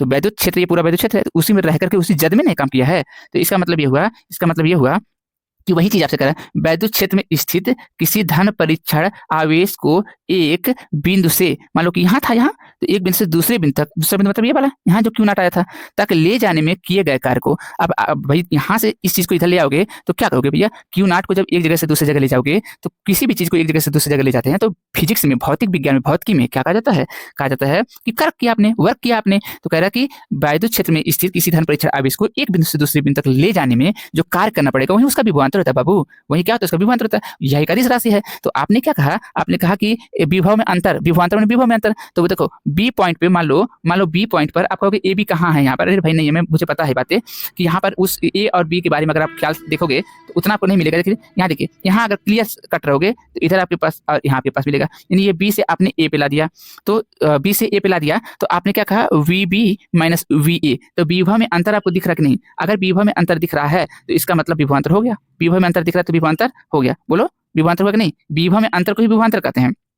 पहले यहाँ पे विभव कितना था, वीबी, यहाँ पे वी ए, तो वीबी में से वी ए घटा देंगे तो विभव में अंतर, तो विभव में अंतर कितना होगा? तो विभव में अंतर जो आ रहा है उसी का डिफिनेशन पूछा कि मतलब विद्युत विभवांतर होता क्या है। तो देखिए ये आपके पास में यहाँ से यहाँ तक लाने में जो वर्क किया जा रहा है तो वर्क हो गया, और किसको लाने में भाई? तो धन परीक्षण आवेश को किससे दिखा रहे हो? क्यू नॉट से। तो क्यू नॉट यहाँ पे लिखा हुआ है, तो डब्ल्यू अपॉन क्यू नॉट ये आपका हो गया विभव में अंतर के बराबर। यानी कि यूनिट चार्ज को आप यूनिट में इकाई चार्ज को, इकाई धन परीक्षण आवेश को विद्युत क्षेत्र में ही रहना चाहिए। विद्युत क्षेत्र में एक बिंदु ए से बिंदु बी तक, या ऐसे भी बोल सकते हो कि किसी बिंदु बी से ए बिंदु तक ले आने में जो वर्क किया जा रहा है उस वर्क को अगर देखा जाए तो वो वर्क किसी और नहीं बल्कि उसके विभव के अंतर के बराबर है, विभव अंतर के बराबर है। हमारी बातों को आप लोग अगर नहीं समझ पा रहे तो मुझे माफ करिएगा, मैं आप लोग को इसका मतलब मैं नहीं समझा पा रहा हूँ, ठीक है, कोई बात नहीं है। वक्त और धीरे धीरे जब आप लोग का दिमाग खुलेगा तो आप समझोगे कि ये जो मास्टर पढ़ा रहा है वो क्या पढ़ा रहा है। अब मैं क्या ही बोलूँ, छोटी सी वीडियो में मैं क्या बोल रहा हूँ, आप स्क्रीनशॉट ले लीजिए और इसको ऐसे लिखिएगा प्लीज। स्वप्रेरण गुणांक की परिभाषा वह मात्रक लिखिए। अब आपको लगे कि ये आए ना तो ऐसा तो हो नहीं सकता है, ये तो आना है क्वेश्चन, चाहे वो 2 नंबर में छू के जाए लेकिन चला जाएगा वो 1 नंबर 2 नंबर में। इसमें देखेंगे हर साल इससे क्वेश्चन आते हैं। इससे मैंने यहाँ पे मोस्ट इंपॉर्टेंट क्वेश्चन कहा है, किसी कुंडली का स्वप्रेरण गुणांक उस प्रेरित विद्युतवाहक बल के संख्यात्मक मान के बराबर होता है जो कि इस कुंडली में धारा, अब धारा को ऐसे दिखाते हैं, धारा परिवर्तन की दर, धारा परिवर्तन की दर। तो धारा में अगर परिवर्तन हो रहा है तो डी आई लिखेंगे, और दर आ गया तो उसका टाइम रहेगा तो D I upon D T. देखो D I upon D T यहाँ पर है कि नहीं है? तो कह रहा है परिवर्तन की दर एकांक होने पर उत्पन्न होता है, मतलब एकांक होने पर उत्पन्न होता है। इसका मतलब क्या हो रहा है, ये क्या बोलना चाहते हैं ये देखिए जरा ध्यान से। यहाँ पर आपको ये कह रहा है कि किसी कुंडली का स्वप्रेरण गुणांक, तो पहले स्वप्रेरण, आप लोग स्वप्रेरण क्या होता है इसको आप लोग को समझना है। तो आप लोग क्या करना, आप लोग यहाँ पे देखिए, अगर मान लीजिए कि यहाँ पर कोई आपके पास कॉइल है और एक कॉइल आपके पास यहाँ पर है। हालांकि देखिए स्वप्रेरण की जो घटना है वो कॉइल के अंदर ही करंट के प्रेरित होने से, मतलब करंट जब बदलेगा तो उससे प्रेरित होकर के उसी सर्किट में क्या हो जाएगा, उसी सर्किट में एक विद्युत वाहक बल उत्पन्न हो जाता है, तो वो स्वप्रेरण होगा। अन्योन प्रेरण में क्या होता है, मान लीजिए कि ये मेरे पास में कोई कॉइल है और मेरे पास में यहाँ पर कोई दूसरा कॉइल है यहाँ पे, तो अगर करंट इसमें चलेगी, इसमें अगर करंट चली है, आप बल्ब यहाँ लगा लो, बल्ब मतलब जलने के लिए, तो जब करंट इसमें चलेगा तो यहाँ का बल्ब जलेगा, मतलब कि करंट इसमें चल रहा है, ऐसा कोई इसका लिंक नहीं है, इससे कोई अटैचमेंट नहीं है, लेकिन जब इसमें करंट बह रहा है तो ये जल जा रहा है। इस क्रिया को क्या कहेंगे, स्वप्रेरण, नहीं सॉरी अन्योन प्रेरण कहेंगे। तो स्वप्रेरण में 2 कुंडली नहीं रहती है, हम तो ये अन्योन प्रेरण बता रहे थे। स्वप्रेरण में करंट जब चलता है तो उसी सर्किट में प्रेरित होकर के दूसरी तरफ एक दूसरी ईएमएफ इंड्यूस्ड हो जाती है, और ये कहीं ना कहीं किससे लिंक है, अगर हिंट में दूं तो ये आपके पास में किससे लिंक होता है बेटा, लेंज के नियम से। कोई दिक्कत नहीं है आप लोग को। यहाँ पे देखिए आप लोग, किसी कुंडली का स्वप्रेरण गुणांक उस प्रेरित विद्युत वाहक बल, अब प्रेरित विद्युत वाहक बल है ना, अब प्रेरित विद्युत वाहक बल को हम ई कह दे रहे हैं, है ना, प्रेरित विद्युत वाहक बल के संख्यात्मक मान के बराबर होता है जो इस कुंडली में धारा परिवर्तन की दर। अब धारा परिवर्तन की दर D I upon D T. तो देखो अगर एकांक यहाँ लिखा है परिवर्तन की दर एकांक होने पर, तो एकांक, अगर एकांक की बात करेंगे तो मतलब कि जो डी आई है अपन डी टी है, यानी करंट में जो परिवर्तन हो रहा है, एकांक का मतलब उसका वैल्यू 1 है, तो यहाँ पर 1 रखोगे तो ई अपन 1 का मतलब क्या, ई अपन 1 का मतलब क्या होता है भाई, हम कह रहे हैं यल अपन ई अपन 1, तो कहीं ना कहीं आप ये बोल दिए कि यल बराबर ई। देखो यहाँ क्या लिखा है, यल अपन ई लिखा है कि नहीं लिखा है। इसलिए ये सारा चीजें जो हमने आपको बताने की कोशिश किया है, मैं इसको लिखित आपको देने की कोशिश किया है यहाँ पे। अब देखो मैं कहाँ तक सक्सेस होता हूँ, आप अगर सक्सेस नहीं तो हम कहाँ सक्सेस हो जाएंगे। अब देखिए यहाँ से यहाँ पे अवकलन, अगर देखिए ये आपके पास फ्लक्स जो है फाई वो कहीं ना कहीं करंट पर निर्भर कर रहा है, और करंट के साथ साथ में ये यल जो है जिसको स्वप्रेरण गुणांक कहते हैं उस पर भी निर्भर करता है। कैसे, क्योंकि जब ये हटाओगे तो एक आपके पास में कोई चिन्ह, अब चिन्ह का मतलब क्या, हम लोग तो यूपी वाले हम लोग जानते हैं, चिन्ह का मतलब कोई गुणांक आ जाता है। अब यहाँ पर हमने क्या कह दिया, मैंने अनुक्रमानुपाती गुणांक उसको कहते हैं, या नियतांक उसको बोल दो यार, तो तुम लोग गुणांक नहीं समझ पा रहे तो नियतांक बोलो। तो यहाँ पे क्या हो गया, गया, यल आई हो गया। तो अवकलन जब इसका करेंगे विथ रिस्पेक्ट टू टाइम तो डी फाई अपन डी टी हो जाएगा कि नहीं हो जाएगा। और यल चूंकि एक गुणांक होता है, बोले तो नियतांक होता है, तो इसका तो कोई मतलब नहीं होगा। लेकिन जो धारा मेरा होगा वो धारा को टाइम के साथ करेंगे तो D I upon D T हो जाएगा। अच्छा, अब बस कुछ नहीं हो गया, अब हो गया आपका। अब क्या हो गया कि जो यल और ये into D I upon D T है, यल और ये D I upon D T है ही है। और ये जो मेरे पास होता है ये तो ईएमएफ होता है, क्या होता है, इलेक्ट्रोमोटिव फोर्स यानी विद्युत वाहक, प्रेरित विद्युत वाहक वाले से बोलते हैं। तो ये मेरे पास में आ गया, तो ये चीज को यहाँ पे लिखा गया है। कसम बता रहे हैं, बहुत अच्छा कंटेंट है, आप लोग इसको इसका स्क्रीनशॉट लीजिए। आगे हम बढ़ जाएं फट से, लीजिए, ले लीजिए।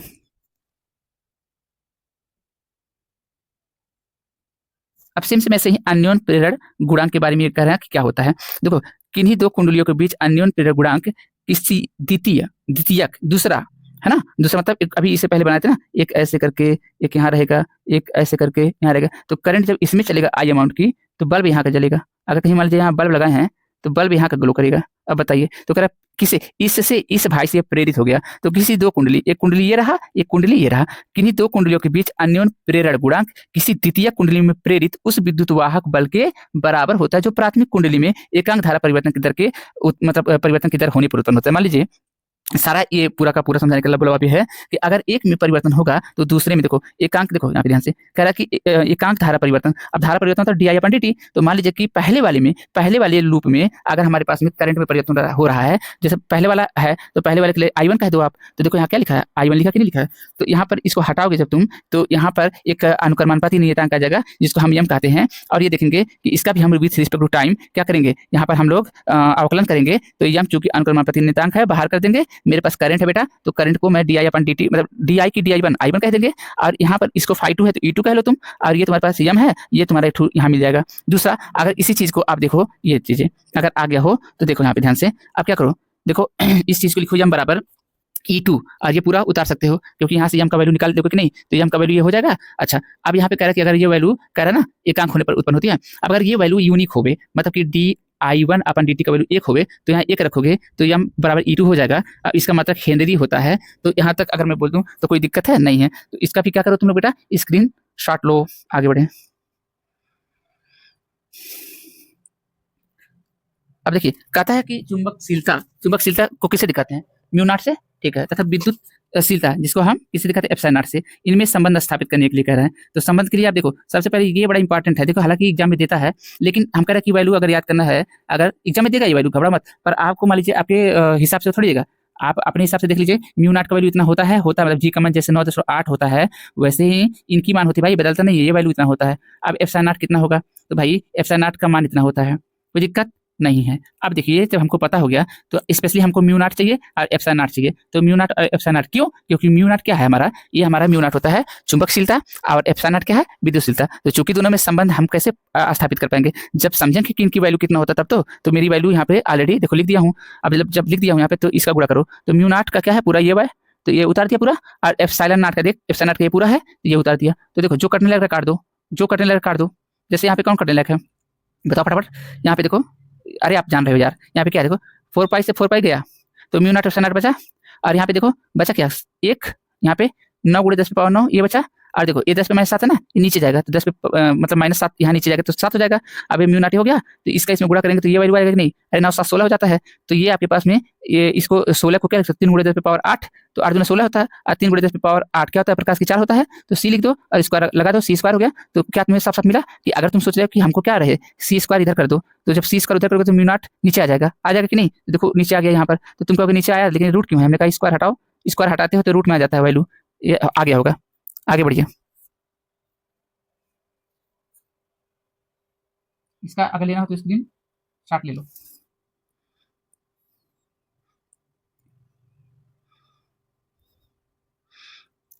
छोटा छोटा ये आपके पास है, उसको देख लीजिए। नाभिक संलयन क्या होता है, तो देखिए भैया, जब 2 या 2 से अधिक हल्के नाभिक मिलकर एक भारी नाभिक का निर्माण करते हैं तो इस क्रिया को क्या कहते हैं, नाभिक संलयन कहते हैं। अब हल्के हल्के नाभिक ले लीजिए, आप ले लीजिए हाइड्रोजन, देखो यहाँ पे ये हाइड्रोजन इसको नहीं किया, हाइड्रोजन का आइसोटोप है, इसको ड्यूटेरियम कहते हैं, इसको भी ड्यूटेरियम कहते हैं। ये दोनों लेंगे तो ये आपके टाइटेनियम बनेगा, और यहाँ पे हाइड्रोजन निकलेगा, और ये ऊर्जा बहुत बड़ा मात्रा में निकलता है। जब इसको आप लेते हैं यहाँ पर, तो फिर इसका ड्यूटेरियम के साथ रिएक्शन कराते हैं तो हीलियम बन जाता है, न्यूट्रॉन निकल जाते हैं, एनर्जी। चूंकि 1 नंबर और 1 से 2 नंबर में देते हैं, तो आप ऐसे आराम से लिख सकते हैं। सकते हैं। राइटिंग आपका ऐसी होनी चाहिए, इसी टाइप का। अगर आप अच्छे से टू दी पॉइंट लिखिए, बहुत ज़्यादा लपेट के लिखने की आवश्यकता नहीं है। अपने भी कंफ्यूज रहो और एग्जामिनर को भी कंफ्यूज करो, यानी कि जो आपका एग्जाम कापी चेक कर रहा है उसका भी, तो ये गलत बात है ना। तो ऐसा आप लोग नहीं करेंगे, उसको बचेंगे लिखने से, है ना। एग्जाम्पल कर रहे तो उदाहरण से बताइए, तो आपने उदाहरण बता दिया। आगे देख लीजिए।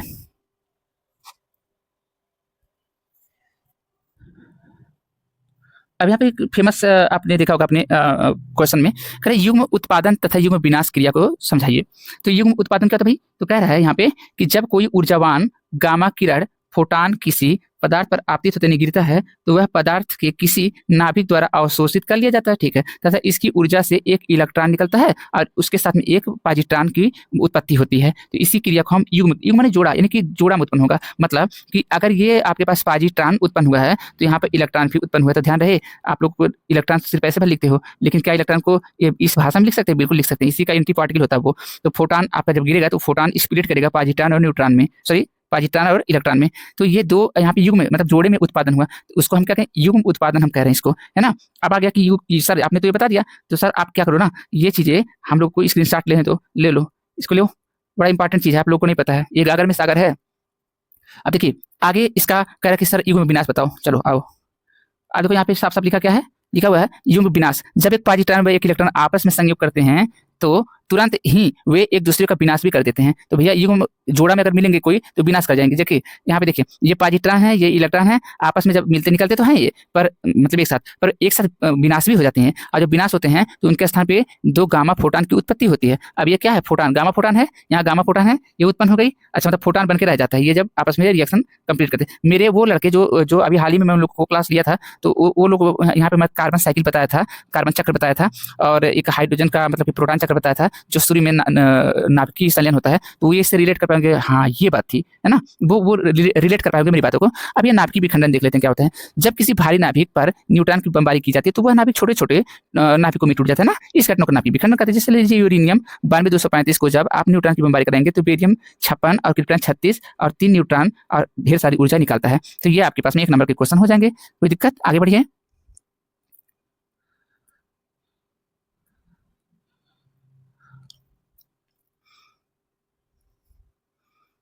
जब यहाँ पे आप आ जाएंगे तो आपके पास में ये बड़ा इंपॉर्टेंट क्वेश्चन है। फिर मैं कह रहा हूँ कि ये इंपॉर्टेंट है भाई, मोस्ट इंपॉर्टेंट। यहाँ पे देखो लिखा भी है हमने, हाइड्रोजन परमाणु के स्पेक्ट्रम में बामर श्रेणी की रेखाओं की तरंगदैर्घ्य के लिए सूत्र लिखिए। अब बामर के लिखिए, लब पर बा फूल, ऐसे करके बताया था ना कि लब मतलब लाइमन श्रेणी, बा मतलब बामर श्रेणी, लब पे मतलब पे मतलब पासन श्रेणी, फिर बा मतलब ब्रैकेट फुंड, ऐसे हमफ्री भी आता है। तो देखिए यहाँ पे बामर श्रेणी के लिए क्या होगा, देखिए लाइमन के लिए 1 होता है एन का मान, और बामर के लिए 2, पासन के लिए 3, ब्रैकेट 4, फुंड 5, है ना। तो यहाँ पे 1/λ और बी फॉर बामर, बामर के लिए निकालेंगे हमेशा फार्मूला यही लगेगा। अब यहाँ पे देखिए, क्योंकि बामर कह रहा है तो n1 का मान 2 से शुरू होगा और n2 का मान 3, 4, 5, 6 ऐसे शुरू हो सकता है। तो देखिए यहाँ से 2 से शुरू होगा बेटा, और n2 का मान कहाँ शुरू होगा? 3 से, है ना।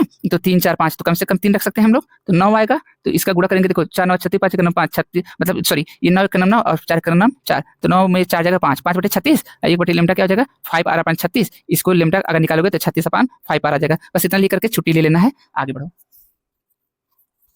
यहाँ पे कह रहा है कि यहाँ पे कह रहा है सिद्ध कीजिए कि नाभिक का घनत्व द्रव्यमान संख्या ए पर निर्भर नहीं करता है। और देख लेते हैं नाभिक का आयतन। नाभिक मतलब नाभिक, आप कोई चीज गोल होता है, नाभिक मतलब हम लोग क्या मान रहे हैं भाई, कोई हम लोग जब केमिस्ट्री पढ़ते हैं तो उसको हर एक एटम को स्फेरिकल मान लेते हैं। तो जो उसका वैल्यू होगा ना नाभिक का, वो 4/3 पाई आर क्यूब, क्योंकि जो कि एक गोले का आयतन है। अब आर क्या हो जाएगा, यहाँ से आर अगर निकालोगे तो ये वैल्यू हो जाएगा 3b, है ना। अब 3b होगा तो समझिए बात को अच्छे से कि अगर इस वैल्यू को आप देखोगे तो पहले तो ये आप कर लोगे ये वाला चीज। अब ये चीज कैसे करते हो, ये आप कह रहा है, तो मेरी प्रीवियस वीडियो को जो कि इसी यूट्यूब चैनल पे पड़े हुए हैं उसको आप देखेंगे तो आपको पता चलेगा मैं कहाँ से ये बोला हूँ, ठीक है। कोई दिक्कत बताओ, ढूंढोगे है ही नहीं, आप लोग कहोगे कि कुछ भी आप बोले जाते हो। नाभिक का आयतन ये होता है हमारे पास में, ठीक है। आर का वैल्यू ये होता है, अब ये वी है, और देखिए यहाँ पे ध्यान से आपके पास में 4/3 पाई यहाँ पर है, ये उतार लिया आपने। फिर आपके पास जो आर है वो आपने आर पूरा उतार लिया है। फिर देखिए ध्यान से, अब यहाँ पे आपके पास क्या होता है, चूंकि यहाँ पर क्यूब दिखा 3 लिखा ना, तो आपने क्यूब लगा दिया। तो क्यूब यहाँ पे क्यूब क्यों आया था पूछोगे, तो यहाँ क्यूब है तो इसलिए। अब आगे देखो 4/3 पाई हो गया, और ये आर नॉट का क्यूब हो गया,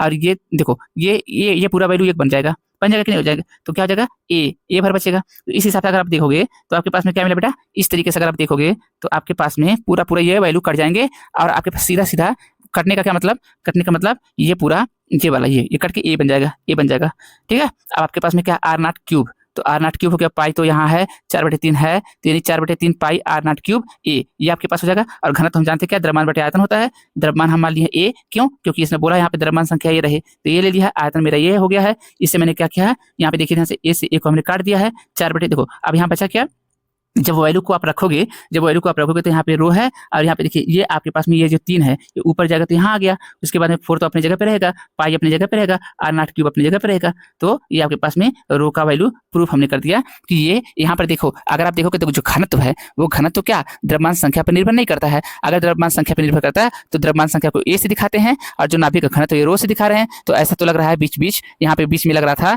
कि देखो चूंकि ये आया है, ये क्या है, ये है आपका नाभिक का घनत्व जिसको हम रो माने हैं, और द्रव्यमान संख्या को ए माने हैं। तो यहाँ से देखने में तो लग रहा है कि भैया ये दोनों तो कहीं ना कहीं एक दूसरे पे डिपेंड कर रहे हैं, चाहे भले ही उल्टा डिपेंड करे। लेकिन मैं कह रहा हूँ लास्ट में आपने क्या किया, लास्ट में यहाँ पर इस फिगर को देखिए जरा, इसको फिगर नहीं मतलब ये आपने जो रिलेशन बनाया है, जब उसमें आप देख रहे हो तो कह रहे हो ये तो पता नहीं कहाँ चला गया, कौन ए है क्या, देखो यहाँ कहीं ए है नहीं है, इसका मतलब कि ये घनत्व तो है पर यहाँ से ए बने द्रव्यमान संख्या गायब है। इसका मतलब ये प्रूफ हमने कर पाया कि जो घनत्व होता है नाभिक का वो द्रव्यमान संख्या पर निर्भर नहीं करता है, प्रूफ हो गया।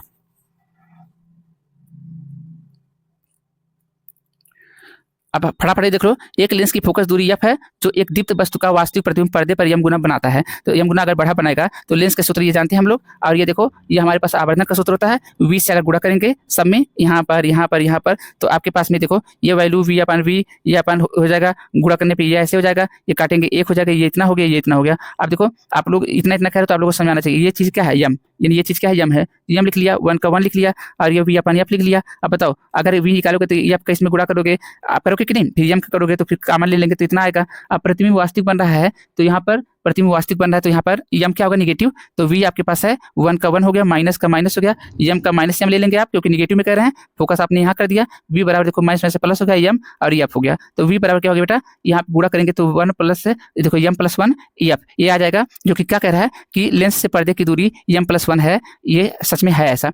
तो इसको आप लोग देख लीजिए क्योंकि मेरे पास समय की बहुत मतलब बहुत ज़्यादा हो गया समय, और इस चीज़ को आप लोग अगर देख पा रहे हो तो देख लीजिए, और बारी बारी से मैं इसका स्क्रीनशॉट लीजिए और मैं दिखा दूँ आप। तो देखिए आप लोग इसको अगर देखेंगे तो देखेंगे तो कह रहा है कि दो विद्युत बल रेखाएं एक दूसरे को कभी नहीं काटती, इसको आप बताएं।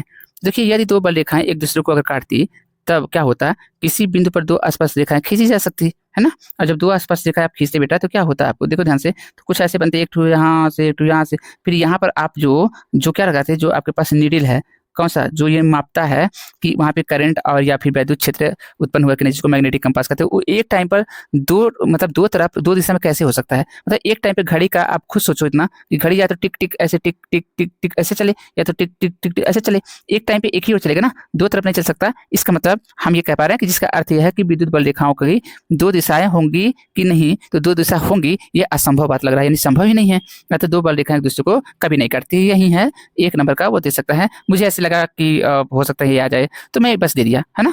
अगर आपको स्किप करना तो स्किप करिए, आगे जाइए। देखिए यहाँ पे बड़ा इंपॉर्टेंट चीज है, कह रहा है वैद्युत उत्सर्जन, जो प्रकाश वैद्युत उत्सर्जन क्या होता है, या उसी को आप प्रकाश वैद्युत प्रभाव कहते हैं। तो देखिए नंबर के हिसाब से, जिस मान लीजिए 1 नंबर 2 नंबर पे दे दिया तो आपको बहुत ज्यादा लिखने की आवश्यकता नहीं है, तो आप इस तरीके से लिखेंगे। तो आपके पास में क्या है, यहाँ पर देखिए ध्यान से, कह रहा है कि जब किसी धातु की सतह पर निश्चित आवृत्ति से अधिक आवृत्ति की प्रकाश किरणों को डाला जाता है तो धातु की सतह पर इलेक्ट्रॉन उत्सर्जित होते हैं। मान लीजिए धातु की सतह है तो इसमें देखिए आपने यहाँ पे रेडिएशन डाला, तो जब डाला तो लाइट छिंगा लाला बोले तो मतलब कि यहाँ पर आपके पास में एनर्जी जब यहाँ पे पड़ी है तो इस एनर्जी से ऊपर वाली एनर्जी के, यानी कि मतलब कि इस एनर्जी से ऐसे इलेक्ट्रॉन जिनकी एनर्जी इसके एनर्जी से कम है वो फटाफट यहाँ से निकल जाएंगे, उत्सर्जित होने लगेंगे। तो चूंकि ये प्रकाश की हेल्प से ही तो उत्सर्जित हो रहे हैं, कौन, इलेक्ट्रॉन, तो इसीलिए इसको हम कह रहे हैं कि प्रकाश विद्युत उत्सर्जन। क्योंकि जब ये इलेक्ट्रॉन निकलेंगे तो वो प्रकाश की हेल्प से निकल रहे हैं, प्रकाश ने गिरा होता न निकलते, और जब नाम निकलते इलेक्ट्रॉन तो चलते नहीं, इलेक्ट्रॉन चलते नहीं तो विद्युत उत्पन्न नहीं होता। तो यहाँ पर जो विद्युत उत्पन्न होते हैं वो प्रकाश विद्युत उत्सर्जन कहलाएंगे। कोई दिक्कत नहीं है, देख लीजिए, आगे बढ़ो। अनुगमन वेग या अफवाह वेग किसे कहते हैं, विद्युत धारा तथा अनुगमन वेग में संबंध लगाइए, लिख लीजिए, है ना। संबंध कैसे, वेरी वेरी इंपॉर्टेंट है भाई। वह वेग जिसके द्वारा चालक के मुक्त इलेक्ट्रॉन आयनों से टकरा करके या टकराते हुए वह वैद्युत क्षेत्र के प्रभाव में धन सिरे की ओर आगे बढ़ते हैं, उसे अनुगमन वेग या अफवाह वेग कहते हैं। यानी ये लड़ते लड़ते, यानी एक शराबी इंसान, अगर शराबी एक इंसान है और बहुत ज्यादा पी लिया है तो घर पे जाता है, लेकिन घर पे जाते जाते कई बार टकरा जाता घर ही पे है, लेकिन टकरा, अच्छा वो लोग ना, हमको बड़ा हैरानी रहती है, वो जो शराब पी के वो लोगों को मतलब कहते हैं कि सब होश नहीं रहता है, तो फिर घर कैसे पहुंच जाते हैं, मुझे ये थोड़ी बताइए कमेंट में। तो फिर देखिए यहाँ पे कह रहा कि वह वेग जिसके द्वारा चालक के मुक्त इलेक्ट्रॉन आयनों से टकराते हुए वह वैद्युत क्षेत्र के प्रभाव में धन सिरे की ओर आगे बढ़ते हैं ना। तो टकराते टकराते ये बढ़ते हैं, क्योंकि देखो जहां से इलेक्ट्रॉन निकल रहे हैं वहां पे तो धन बना दे रहे हैं ना, है कि नहीं। अरे भाई आपके पास में हर एक जगह पे आपके धातु में क्या होते हैं, कहीं कोटर होते हैं जिसको पॉजिटिव कह रहे हो, कहीं इलेक्ट्रॉन तो मोशन करते ही रहते हैं। तो जब इलेक्ट्रॉन चल रहे होंगे तो वहां जो वायर्ड है, जो रिक्त स्थान है धातुओं के अंदर, अब धातुओं के अंदर रिक्त स्थान आप खोजने मत लगना भाई, इतना भी नहीं है कि तुम देख सको इसको, है ना। मतलब कि जहां से इलेक्ट्रॉन निकल जाते हैं वहां पॉजिटिव हो जाता है। तो भैया आपको इतना पता है, अगर नहीं पता तो जयराम जी की, है ना। अब तो मैं क्या करूं उसमें। फिर यहाँ इलेक्ट्रॉन ये टक्कर मारा, तो टक्कर मारते हुए इन धन आयनों से लड़ते हैं, लड़ते लड़ते वो लोग क्या करते हैं, एक इंड से, मान लो कि ये एक इंड है, ये बी इंड है, तो एक मतलब छोर से या एक सिरे से दूसरे सिरे तक चलते हैं। तो यहाँ पर ऐसे वेग को, हालांकि वेग तो कर रहे हैं लेकिन एकदम वही शराबी की चाल चल रहे हैं लोग, तो ऐसे वेग को हम अपवाह वेग या अनुगमन वेग कहते हैं। वैद्युत धारा और अनुगमन वेग में क्या संबंध होता है बेटा, तो देखिए यहाँ पे धारा को तो हम ऐसे दिखाते हैं, ओके, और आपके पास इलेक्ट्रॉन एक ही चलना है ऐसा जरूरी नहीं है। तो मान लो कि कई इलेक्ट्रॉन चल रहे हो तो हमको नहीं पता एक दो तीन कितना चला, तो हमने कहा यानी इलेक्ट्रॉन चल रहे हो। अच्छा, चूंकि एक इलेक्ट्रॉन को हम क्या दिखाते हैं, ई से, यानी इलेक्ट्रॉन को यानी ई से दिखाएंगे। अब किस में चलेगा, उसका कोई रकबा होगा, उसका कोई एरिया होगा, है ना। पतली गली से चल रहा है, मोटी गली से चल रहा है, सड़क चौड़ी सड़क पे चल रहा है इलेक्ट्रॉन, वो तो उसी को हम क्षेत्रफल यहाँ पे एक्चुअली में बोलने की कोशिश किया था। और वीडी क्या, drift, D for drift velocity, अनुगमन वेग होता है।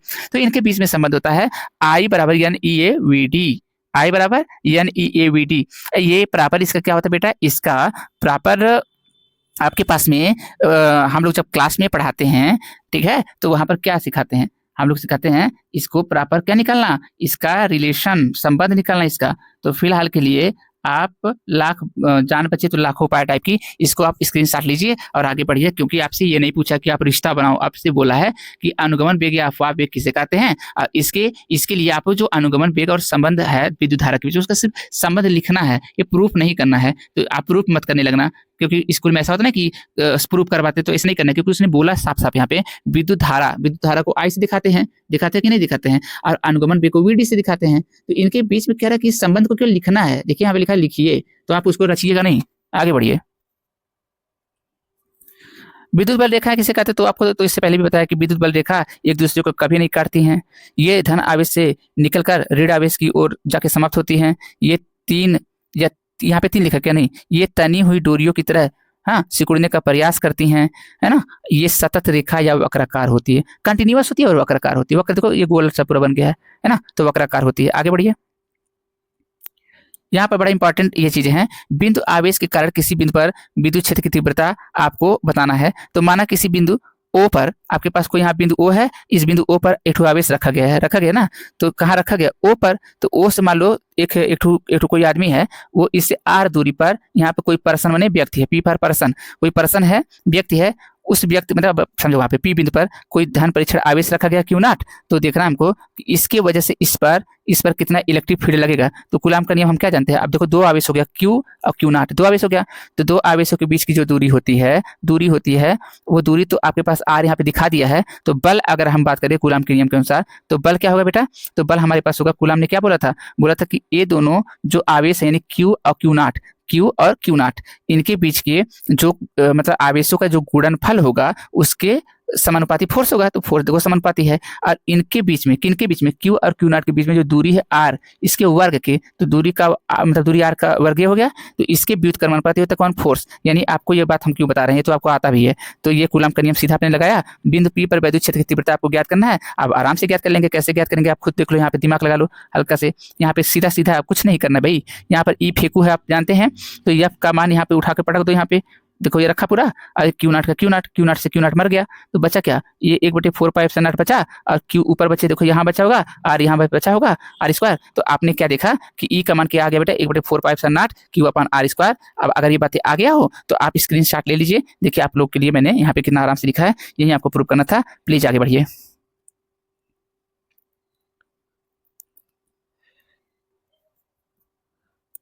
आगे आपके पास है कि आपके पास अनंत विस्तार की समतल आवेशित एक चादर है भाई, है ना, अचालक चादर है, उसके निकट वैद्युत क्षेत्र की तीव्रता का निकालना है। तो पहले आपको प्लेट दिख रहा होगा, ठीक है, ये प्लेट आपको दिख रहा है। तो कह रहा है यदि कोई अच्छा ये देखिए एरिया इसमें है कि नहीं, एरिया है, तो यहाँ पे देखिए Q अपान ए आएगा, है ना, Q अपान ए आएगा, Q अपान ए देखिए यहाँ आया है, क्योंकि मुझे पता है बातें, क्योंकि इसको कहते हैं सरफेस चार्ज डेंसिटी, यानी आपको पृष्ठ आवेश घनत्व, तो इसको सिग्मा से दिखाते हैं। तो यहाँ पे कह रहा है वही बात, यहाँ पे रोएगा जैसे रोता है हमेशा, कि यदि कोई माना कोई ऐसा टाइप का, तो यदि कोई आवेश Q किसी पृष्ठ के क्षेत्रफल ए पर समान रूप से वितरित हो, तो उस पृष्ठ के प्रति एकांक क्षेत्रफल, अब प्रति जहाँ बोल दे, प्रति एकांक बोल दे, उसी को हम क्या कहते हैं, घनत्व कहते हैं। तो प्रति एकांक क्षेत्रफल, प्रति एकांक क्षेत्रफल, ये एरिया है, प्रति एकांक एरिया, तो प्रति एकांक क्षेत्रफल पर विद्यमान आवेश को पृष्ठ आवेश घनत्व कहते हैं। अच्छा ये रोने की बात नहीं है, तो हम लोग खुद जानते हैं बातें, लड़के हमारे सब जानते हैं। तो सिग्मा बराबर Q अपान ए हो गया। आता है किसी आवेशित पृष्ठ पर आवेश का पृष्ठ घनत्व सिग्मा है, चलो वो तो ठीक है, मतलब वो ये सिग्मा ही होगा। बेलन के दोनों सिरों से होकर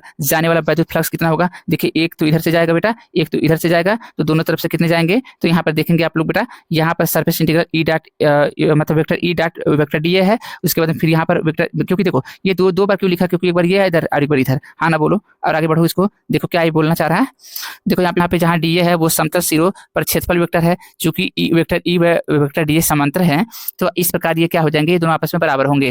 मतलब ऐसा बराबर होने का मतलब वेक्टर ई डॉट डी हटाएंगे तो यहाँ पे क्या आ जाएंगे, कास आते हैं, पर क्या आते हैं, कास, है ना, पर यहाँ पर कास का वैल्यू यहाँ पे 0 हो जाएंगे ना, और 0 होने पे एक वैल्यू आ जाता है। तो फाई ई कितना हो जाएगा बेटा, वेक्टर ई डी, मतलब वेक्टर तो रहा नहीं ई डी ए, और यहाँ पर ई डी ए, तो अब ई डी ए का आप देखेंगे तो ये ई तो बाहर हो जाएगा, तो डी ए का क्या हो जाता है, जब ये आपके पास में जो चिन्ह लगा है, ये चिन्ह इसको कहते हैं समाकलन, बायोलॉजी वाले ध्यान से समाकलन कहते हैं। तो जब डी ए रहेगा तो डी ए का डी उड़ जाता है, तो ए बचता है, तो ई ए हो गया।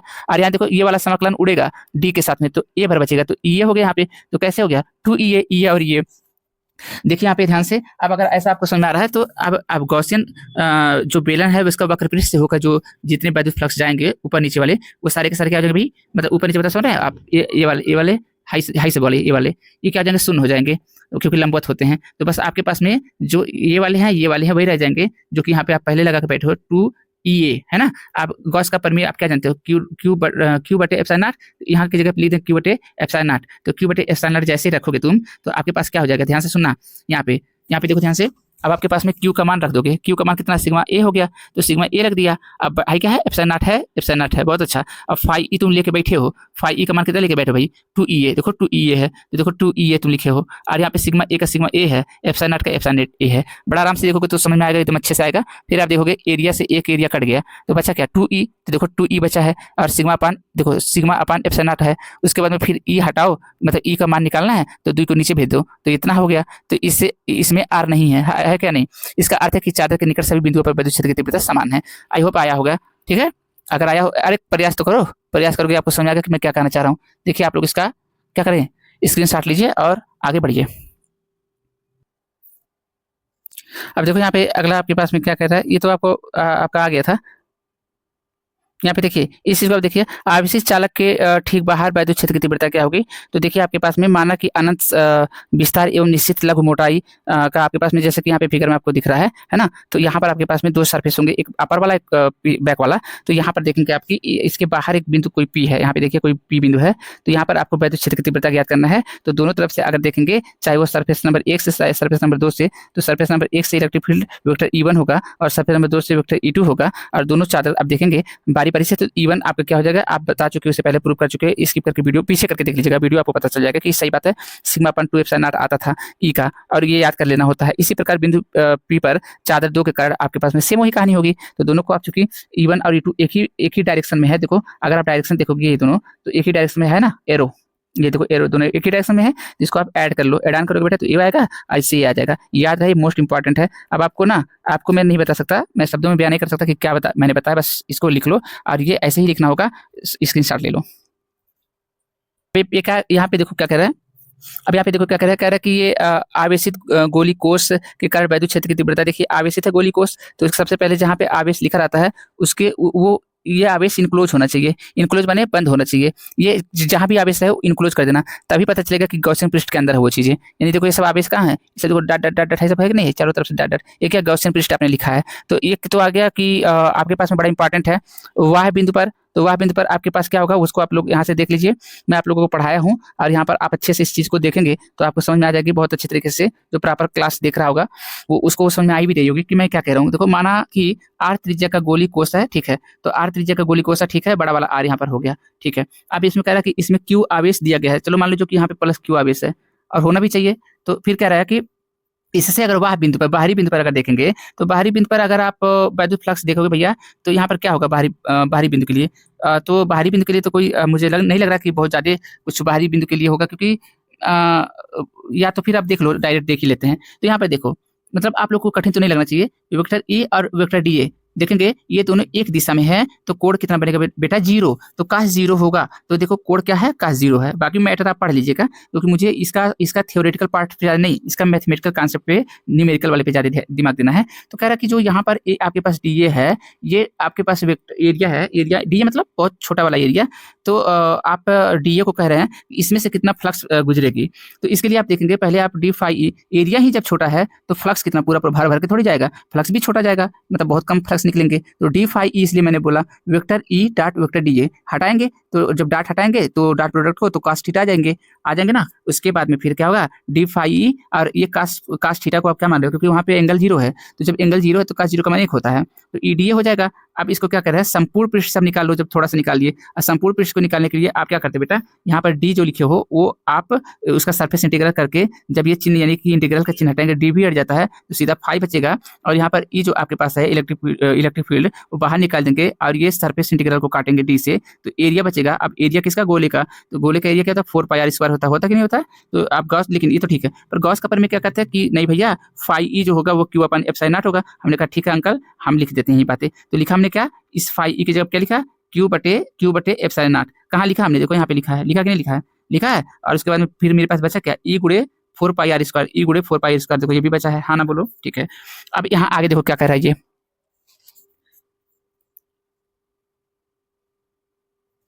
अब देखिए कह रहा कि आप अपने पास में देखो इस तरीके से ये वैल्यू बनेंगे।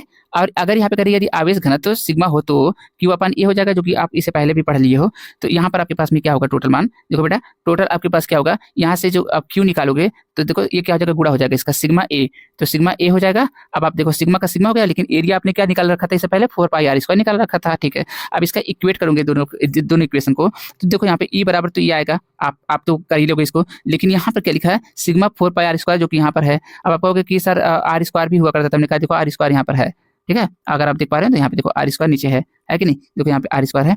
अब देखो यहाँ पे अगर ये बातें आपको समझ में आई हो तो फिर एक काम करते हैं 4 पाई से 4 पाई को चलते बनाओ, फिर आपके पास क्या बचा, सिग्मा ऊपर बचा आर स्क्वायर, देखो सिग्मा आर स्क्वायर बचा है, नीचे क्या बचा है एप्सिलॉन नॉट और छोटा आर स्क्वायर ये बचा है, ये समीकरण 6 हो गया। अब ये 6 हो 5 पोजीशन ही मतलब है, मेरे को कॉन्सेप्ट आना चाहिए, क्या हमको कॉन्सेप्ट आया है समझ में। तो अगर कॉन्सेप्ट समझ में आया तो देखो अब एक बार तो पृष्ठ के बाहर निकाला, एक बार पृष्ठ भी निकालो, तो पृष्ठ पे जब निकालोगे तो जो छोटा आर है वहीं आपके पास बड़ा आर के बराबर होगा, या आप कह सकते हो बड़ा आर छोटा आर के बराबर हो जाएगा। तो आपके पास में फिर वहीं आप चीज को रख दोगे, बस अंतर चेंज यहाँ पे सिर्फ करना है कि जहां पर आपके पास में देखिए ध्यान से, अगर पृष्ठ आवेश घनत्व को, चूंकि हमारे पास पृष्ठ आवेश घनत्व क्यू अपन ए होता है, तो मैं क्या करूंगा यहाँ से क्यू का फिर मान निकालूंगा तो सिग्मा इंटू ए होगा, और मैं यहाँ पे क्यू की जगह पर रख दूंगा। तो मेरे पास में देखो या तो फिर मैं डायरेक्ट ऐसे कह दूं कि सिग्मा को सिग्मा कह दिया, और एरिया जो मेरे पास होता है वो 4 पाई आर स्क्वायर होता है। अब देखिए सिग्मा का आप लोग समझ पा रहे हैं मेरी बात को। अब देखिए यहाँ पे अच्छे से, अब जब ऐसे हो गया तो फिर देखिए यहाँ सिग्मा है तो देखो सिग्मा उतार लिया हमने, और यहाँ पे 4 पाई आर स्क्वायर उतार लिया हमने। अब आप कहोगे सर आपने आर स्क्वायर कहाँ से लाया, आपने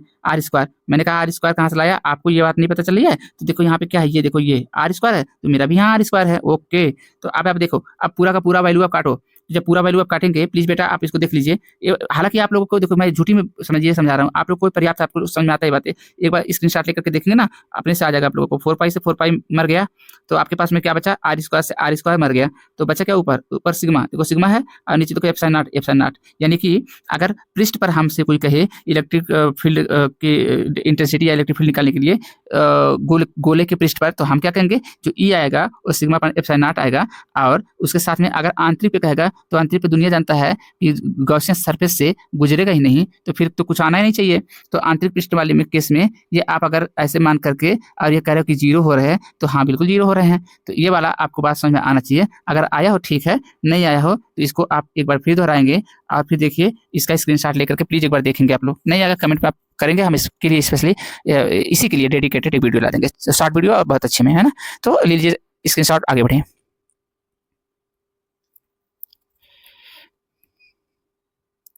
अभी कभी कभी देता है कि स्नेल का नियम वाले में भाई बताओ कि सिद्ध करिए कि सगर माध्यम का अपूर्णांक क्रांतिक कोण कीजिए कि व्युत्क्रमानुपाती है। तो देखो यहाँ पर ये सेकंड मीडियम के रिस्पेक्ट में फर्स्ट मीडियम का कह रहा है अपूर्णांक, है ना। तो ये साइन आई अपन साइन आर कह रहे हैं अगर आप, तो 2n1 यानी कि सेकंड मीडियम के रेफरेंस में फर्स्ट मीडियम का कह रहा है। तो चूंकि यहाँ पर क्या कह रहा है क्रांतिक कोण के बारे में, अगर हम क्रांतिक कोण, देखो यहाँ पे लिखा है क्रांतिक कोण, तो क्रांतिक कोण को सी से दिखाते हैं हम, एक मिनट, क्रांतिक कोण को हम किसे दिखाते हैं, सी से दिखाते हैं। तो यहाँ पर हमने सी मान लिया और आर जो मेरे पास में है वो आर को चूंकि हम क्या कह रहे हैं, जो आर मेरा है वो हम 90 ले रहे हैं, तो 90 लेंगे तो 90 लेते ही एक हो गया साइन 90 का मान, तो फिर 2n1 कितना हो गया, साइन सी के बराबर हो गया। पर तो देखो 2n1 और n1 एक दूसरे का अपोजिट होते हैं, तो अगर 2n1 आपका साइन सी आया है तो 1n2 कितना हो जाएगा, एक बटे साइन सी हो जाएगा। तो इसका मतलब ये जो सी है वो आपको, आप देखोगे एन के रिस्पेक्ट में सी कैसा है, इनवर्सली है, तो इनवर्सली यानी कि व्युत्क्रमानुपाती है। तो आई होप आपको आया होगा, नहीं आया होगा तो फिर इस चीज़ को एक बार फिर से दोहरा लीजिएगा, आप लोग को आ जाएगा, स्क्रीनशॉट लीजिए और आगे बढ़िए। देखिए ऐसे ही लिखना होगा आपको, कंटेंट आप देखिए और अगर वीडियो अच्छा लगे तो लाइक कर दीजिए बेटा, आगे बढ़िए।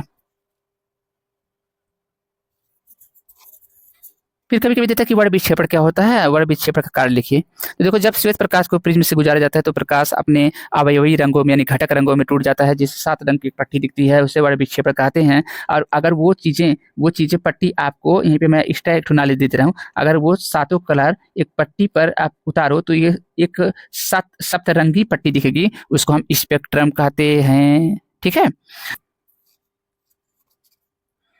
कह रहा है कि चल कुंडली धारामापी की सुग्राहिता का व्यंजक लिखिए। तो देखिए सुग्राहिता का व्यंजक ये होता है, सीधा सीधा लिखेंगे, एन फेरों की संख्या बता देना आप, एरिया मतलब क्षेत्रफल, और बी क्या है, चुंबकीय क्षेत्र है, और सी क्या है, जो ऐठन कोण होती है, टॉर्सनल एंगल होती है, उसको बता रहा है। कुंडली के क्षेत्रफल में वृद्धि करके, कुंडली के क्षेत्रफल में एरिया में अगर वृद्धि कर रहे हो तो बताओ ये धारामापी ये भी बढ़ जाएगा, धारामापी की सुग्राहिता बढ़ाया जा सकता है, इससे तो यही पता चल रहा है। आगे ये बड़ा अच्छा क्वेश्चन है, अनुनादी परिपथ के लिए आपको एलसीआर का ये बड़ा इंपॉर्टेंट क्वेश्चन है, ये तो मेरा पर्सनल फेवरेट क्वेश्चन है। अरे फेवरेट मतलब एग्जाम का भी ये है, एग्जाम के लिए फेवरेट है, मेरा फेवरेट होकर क्या करेगा। जिस परिपथ में प्रेरण प्रतिघात, ये क्या है, ये बताओ, ये प्रेरण प्रतिघात है और ये क्या है, धारतीय प्रतिघात है, दोनों बराबर हो जाएंगे तो आप लोगों को पता है ओमेगा एल, और यहाँ पर 1/ओमेगा सी, और ये गुणा करेंगे ओमेगा स्क्वायर हो जाएगा, और यहाँ पर एल अप होता है, स्क्वायर चढ़ाइए तो एल सी यहाँ पर है, जैसे आप 2 दूना 4 पाई स्क्वायर और एफ स्क्वायर करोगे तो यहाँ पर 1/LC हो जाएगा, तो आप एफ स्क्वायर करोगे तो ये 4 पाई नीचे आ जाएंगे, कदमों में तुम्हारे झुक जाएंगे यहाँ पर, फिर एफ स्क्वायर यहाँ पर एफ स्क्वायर को एफ करोगे तो ये आपके पास ये पूरा रूट में आ जाएंगे। आप बात मेरी समझो,